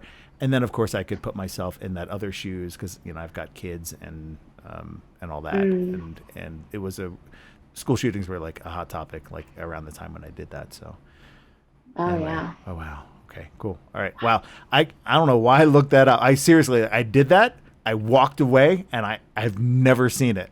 I did it, checked it off my list and said, okay, cool. Back to work. So yeah, that's the first time I've seen it in 3 years or ever. Honestly, that's a pretty actory thing to do, Webb. Okay. Okay. So I just to go, and done. it exists only in the past. Yes. I will never look back. Oh my gosh. Oh, that how was I crazy. long to forget. Oh my goodness. Wow, good for you though. Okay. Auditioning is scary. Again, I don't know how you guys do this stuff. All the time. You just go out there, you put it all out there, and then you walk away and shake it off. Okay, where's the next audition? Oh my god. You turn into a big callus. After the first 50. Oh man. Whatever. It turns in, unless it's something where it's really intensely you want it. like you can't, Yeah. like you need it, Yeah, I want this one. then Yeah. that one, then you know, yeah. But Oh gosh. most of the time, for instance, if it's like a commercial, Yeah. usually it's just like, okay, well, because then even if it's a commercial, especially, it's like, well, I could land this, I could be perfect, but I could be too short, or I could look too old, and those are things that I can't help. So you just kind of go in and you're like, Yep. Take your swing and say cool, and then walk away. Wow. mm-hmm. Oh gosh, I'm like actually still got some adrenaline going around just watching my like. Congratulations. I don't know why I did that. Okay, that was so crazy. That's All great. right, go. All right, so let's move on to more about you. All right, let me see who else. Is Baconator still around? Baconator, you around? I know you were here earlier. Oh wait, yeah, I think you're still here, Bake. All right, so Baconator submitted question. Let's see. All right, if you could change any detail about Chloe's character or life, would you? Okay. So on my YouTube, like my search boobops, my recommended. Yeah. Every once in a while, I'll get like, why Chloe Price is problematic and bad. And I'll go, do I feel like a masochist today? And sometimes I do. And so I click on it and I'm like, tell me more. I can't get like 5 minutes in without going, no, you don't get her. Okay? You don't get her. Like, okay? I do. Leave her alone. Leave her. I understand. I understand that from an objective, like I'm as critical as the next schmo. All right. From an objective standpoint, everybody got their, like, some people out here really being toxic. And, you know, sometimes Chloe doesn't make the most compassionate moves, but get away from her. So to answer your question, I think I'm too biased to want to change anything about her. Yeah. And that's just all, you know. I'm pretty defensive of her. I also, I'll interject my opinion because it's my show and I can do whatever I want, Baconator. All right. Hell yeah. Which is, like, I wouldn't change things about anybody's past because it's the past has made you who you are today. And, I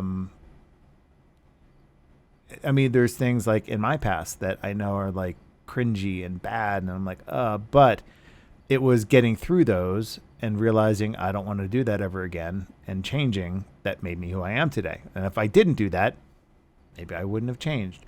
And it's like my wife, for example, went through some really hard stuff growing up, and she's like, yeah, I would not be the person I am today if I hadn't had gone through them. They were shitty things, and you wouldn't want something like that to happen to somebody, but they made her who she is now. And she's like, and I wouldn't change anything I have right now.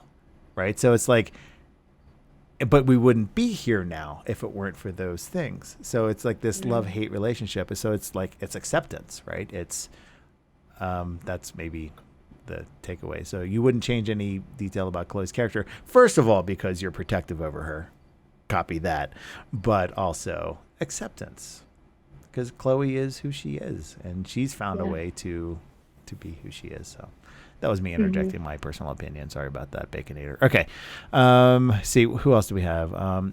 Is Jules still around? I don't think Jules is still here. Hold on a second. Let me just take a quick peek here. And no. Darn it. See, is Max still around? Hold on. I'm sorry. I'm peeking at chat to see if, because I'll ask the question if you're here. I mean, it's not that all right, because there's like a ton of questions. I'll make sure I'm like filtering through.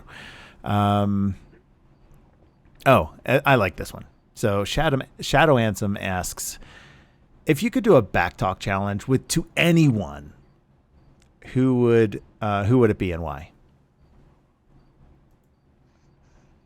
To anyone, like fictional. I don't know. Like that's a nice, interesting, open question, right? You know who would be so fun, just because I want them to insult me? Have you ever seen Glee? Did you ever watch Glee? I've watched it a few times, but give me the reference and I'll You look know it up Sue later. Sylvester, Okay. the really tall blonde lady from Glee. She was just so scathing. I would just want Oh. her to take me down so many pegs that I find myself in hell. Because she's so creative about it too. It's Yeah. not even just like you're an ass. I'm like, just wreck me. Because I don't know. I love when people are Yeah. really creative about that stuff. So I think that actually the better answer is I want to lose in a back talk to Sue Sylvester. That's I fun. think she would rock. I don't know. Or there's like any amount of like evil people that I would just love to give a good talking to. But for the sake of funsies, I'll think of other ones. What about you, Webb? I'd like to see you go up against Kyoko's Garden, actually. She's Is one it- of my community members. So I don't know if you saw or heard, but we actually did a Meisner acting class on Saturday. So I missed it. it's VOD. If you want to watch it, it's actually on the stream. You just click on the I video will. below. But so I got a bunch of people from my community and they were like, sure, let's do this. Like, it'll be fun. So we had 6 of my community members. We all got together. And oh yeah, Kyoko, I'm calling you out. She's like, oh shit, oh no, here we go. But yeah, so the first round, like it was like a roast fest. Oh, it was basically a back talk for the first round of this exercise we're supposed to do for Meisner. And I paused and I'm like, okay, hold on a second. This is not the purpose of this exercise, is not to roast the other person necessarily. But yeah, anyway. So she's really good at that. Kyoko go deep? Oh, she went for it. She was like, she's working with Mitch, and she's like, you look like Ellen DeGeneres. And I was like, oh. And she's like, you got a baby face. And like, she was just going for the jugular on almost everyone. Eventually, he got his bearings and was like, well, you look like a fighter pilot from the 1920s. I think that was the best one that he came up with. That was pretty good. So. Oh my gosh. But anyway, yeah, she's quippy. I think, I'd like to put you two in a room and see what happens. That would be fun. That's fun. Oh, you were just warming him up. Yeah, Miracle. I know you. Okay, so, That's so it is just fun. Okay, let me see what else we got in here. Because once we get through, let me see. We skipped all over the place. Let's see. We did the Cowardly Lion. We had to do that. Talked about singing and writing music and writing lyrics. Super fun. Sound designer and director and producer. We talked about all that. Let me pick one more of these questions. Let me see. We did the crying scene on the floor. Yeah. Oh, the question that goes with that. I should have asked this when we did the clip. All right. So Mac the Star asks, was the cry scene at the end on the floor of the farewell episode the hardest for you to do? And is it hard when Webb or other directors make you have to perform emotional scenes over and over again? Was it hard for me to do? Yeah. So was that a hard scene for you? So I'm just going to nitpick at the word hard. Yeah. Because it's not that it's easy, but it's not that it's a bad time. Yeah. Twistedly enough, I do have fun.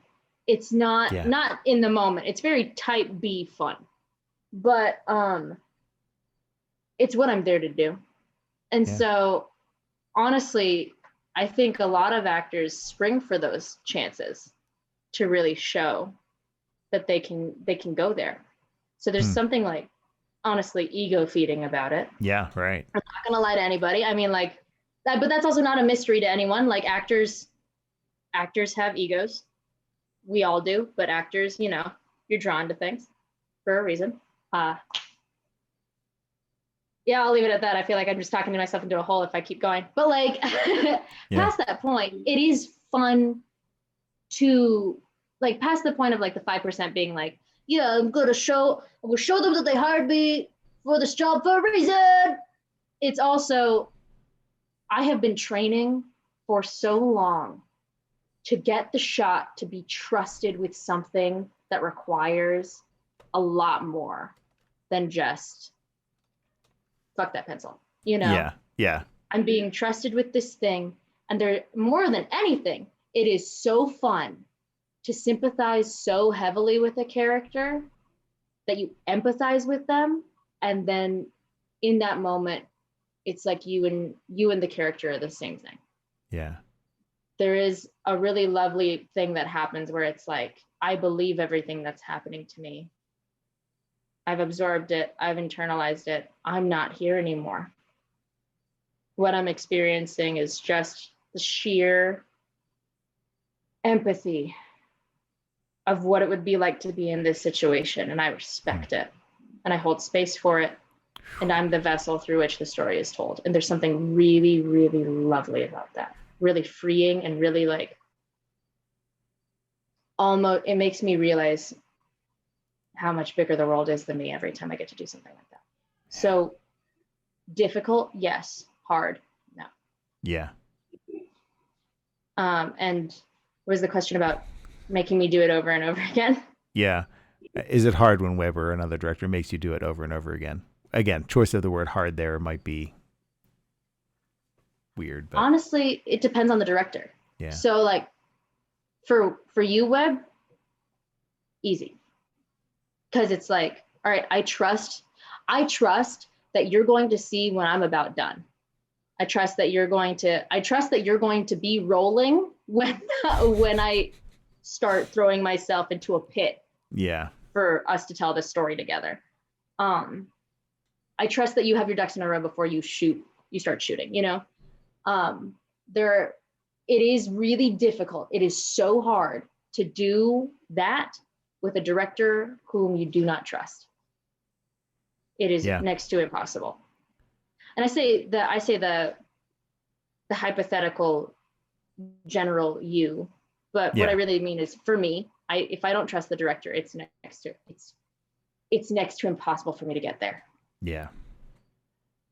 It's all about the trust. It is.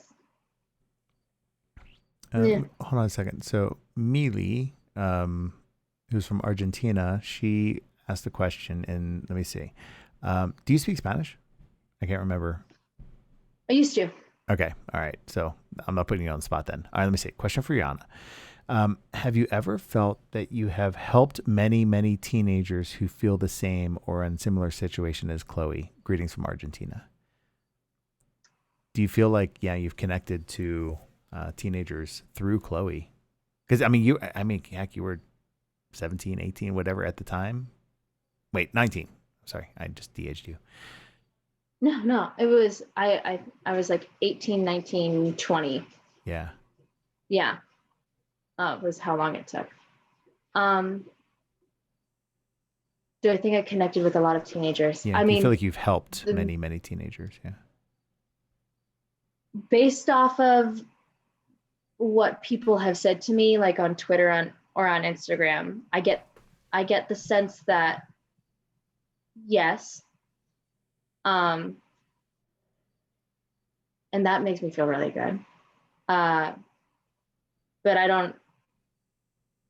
don't really even know how to metabolize it, to be honest with you. Just the idea that like, it's a massive honor is what it is to be a part of this story and a part of a project that people love so thoroughly that they reach out to the voice actors about it. You know, I feel like that's almost it's kind of uncommon, I would think, to be reached out to, like, this really changed me.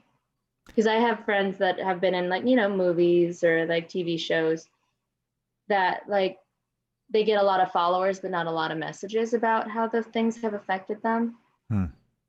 But this was really special in that even when I was speaking to the publisher about, you know, how to engage on social media for the first few months in terms of like, sometimes people will come to you with really sensitive topics. Yeah, right. You know, just the fact that we had to have a conversation about that says something. I think, because people just feel so attached to the game and they feel vulnerable enough to come forward with, I related to this so heavily that I feel like you get it, you know? Mm-hmm. I think that's special. And it's Yeah, hard. I think so. It is an interesting question because let me scroll back up to it so I can read it again. Have you ever felt that you have helped many teenagers? So it's weird because, right, you're in this like position where this character and, you know, the writing and acting and everything contributes to that, connects to a lot of people, right? And then the question comes in the form of, hey, person actor, do you feel like you've connected to it? And it's not really, that's not it, right? It's not that you personally have done this, even though you are the face of everybody that has contributed to this project. It feels weird to answer that question on behalf of everybody that contributes to it, right? And I'm trying to flesh out this. Much. Yeah, because I'm sure you could tell I was struggling with that question because you're totally right. It's that, no, I personally don't take accountability for someone feeling affected by the game because I, like every other actor, am simply the vessel. I'm here to portray words that were written by somebody else, a story that was conceived by somebody else, and then was directed by someone who saw a vision that I can't see.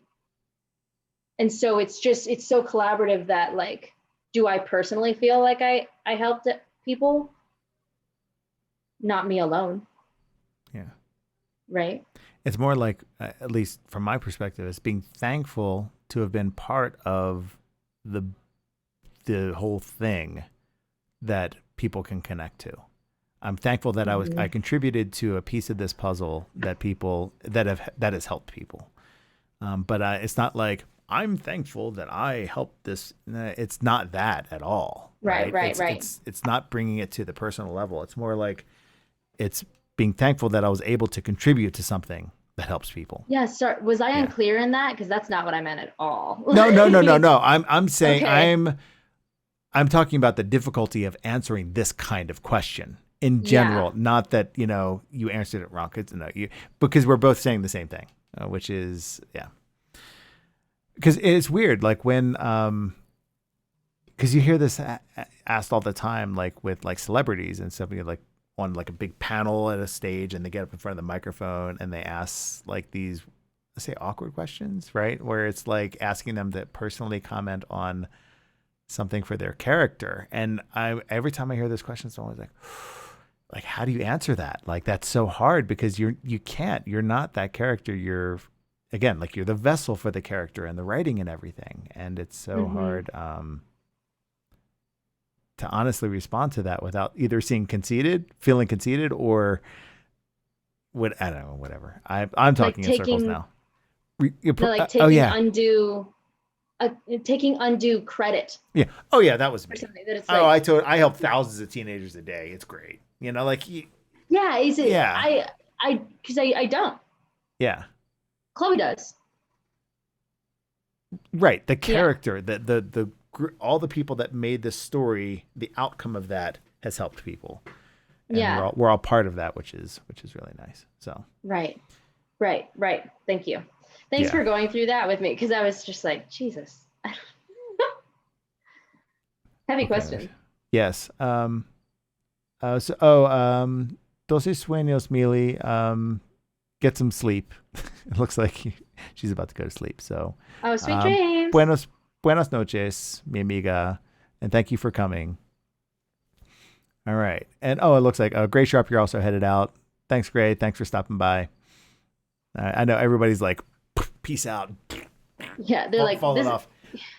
It is. Y'all have done 5 questions. Yeah. Okay. I'm done my 5th question. Let's move on to the 6th. Actually, all right. Let's get to the speed round stuff. Have you ever done the actor inside the actor studio? Are you familiar with that at all?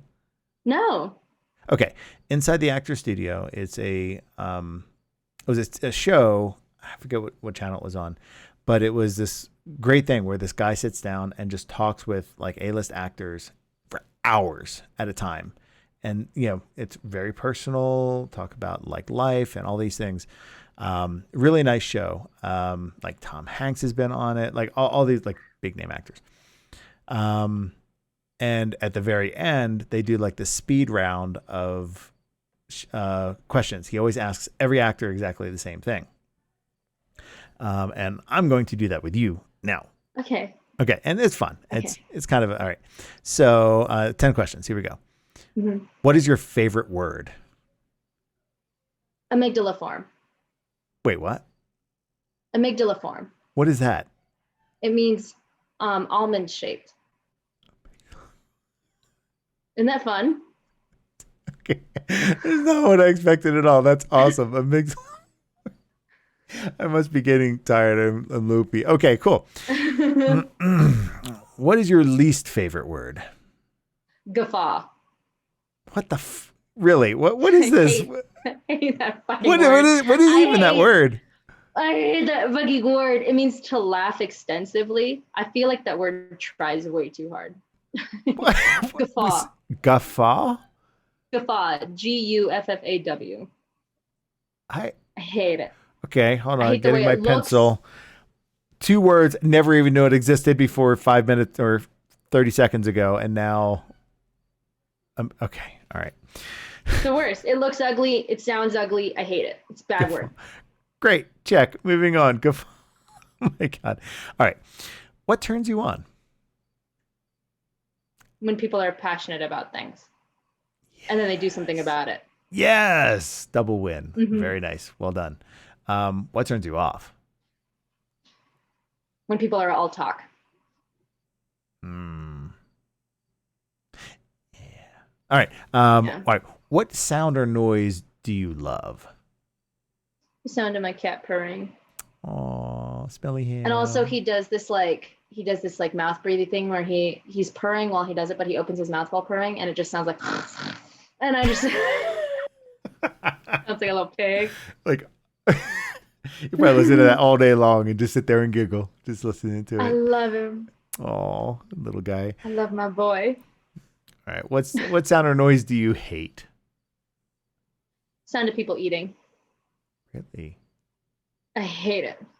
I can't do it. I can't. They're like if no.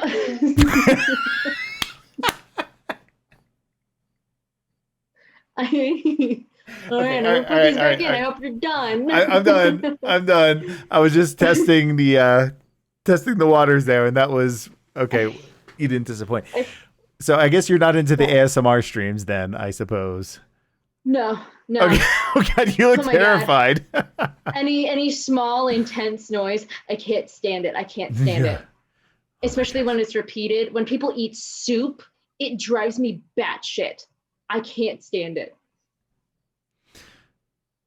Ugh. Okay, we can move on. So, wow, I did not expect the yank the thing, slam. I'm out.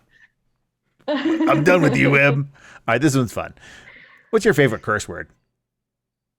I don't think I can say it on screen on stream. But I like fuck. I do like fuck or fucker. There you go. Fucker is a great one. That's nice. Good. There you go. Katie Bence is in the house, everybody. Hi, Katie. Katie. Oh my gosh.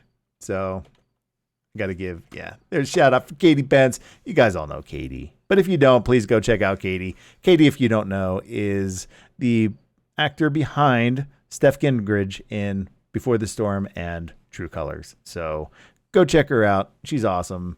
Let me see. All right. Katie, we're just getting to the point where we're going through the Inside the Actor Studio questions, which are super fun.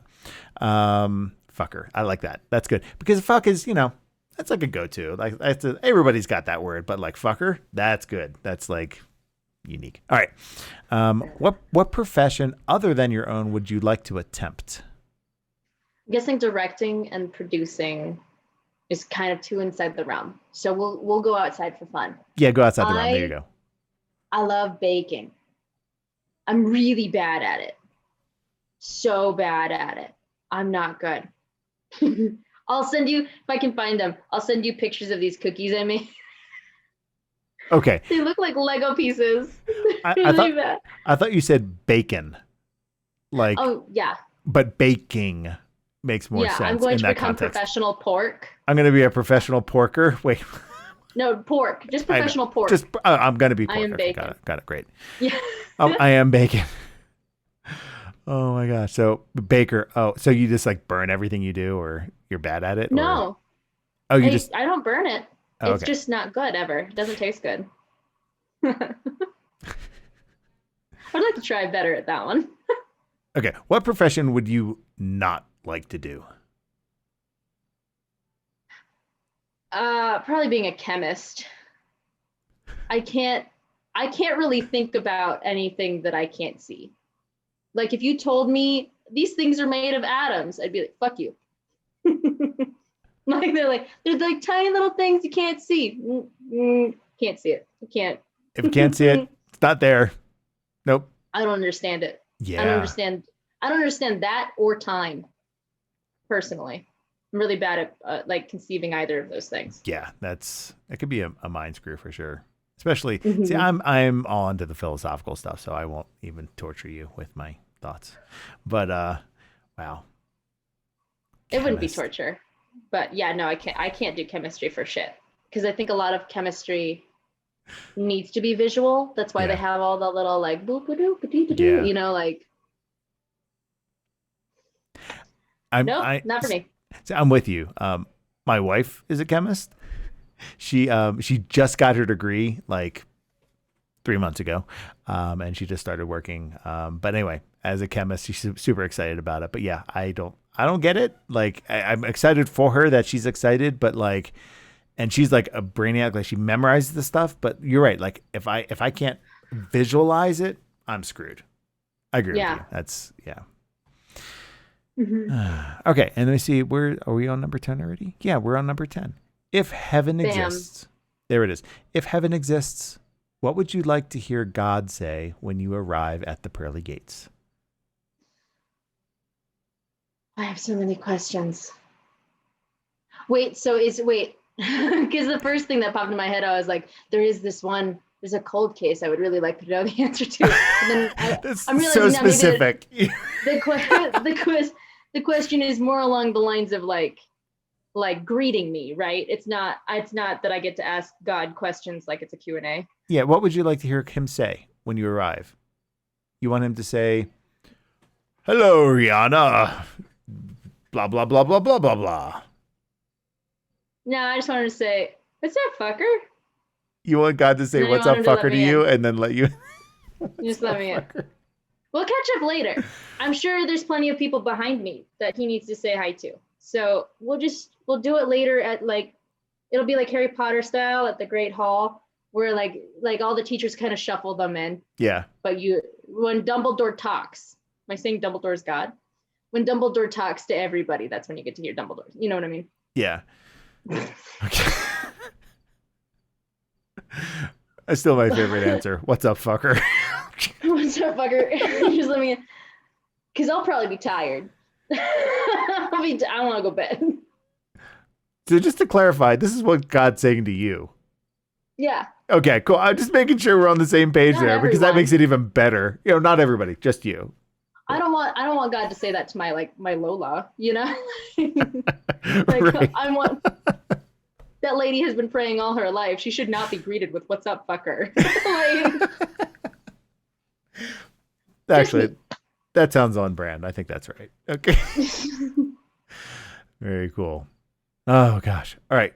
Would you believe? I actually probably would believe, but we've been talking for 3 hours and at least 3.5 hours. I started anyway, so it's been a long night. We're hanging out. I don't know about you. I'm fucking tired. I need to wake up at 6. I don't know what the fuck I'm staying up so late for. I'm Oh so my toast. gosh. Of course, I know why I'm staying up because I'm get to talk to Rhianna freaking DeVries. It's talking about poker's good. So I think I want to wrap it up because otherwise I'm probably going to start passing out. And you have just been such a pleasure to just hang out with and talk. It's so good to just talk to you. I haven't just hung out and talked in a long time and caught up and reminisced and all that fun stuff. So thank you so much for hanging out and celebrating the 4-year anniversary of Life Straight Here Strong. There it is. Did we almost make it to midnight? 13 minutes. It counts. Eastern Coast time. We're fine. Yeah. I want to respect the sleepies and that you have to get up at 6 a.m. Jeez. Yeah. So. Oh gosh. So awesome. All right. So oh gosh, I'm running out of words because I'm at the end of the night. I need to work on my sign off a little bit better.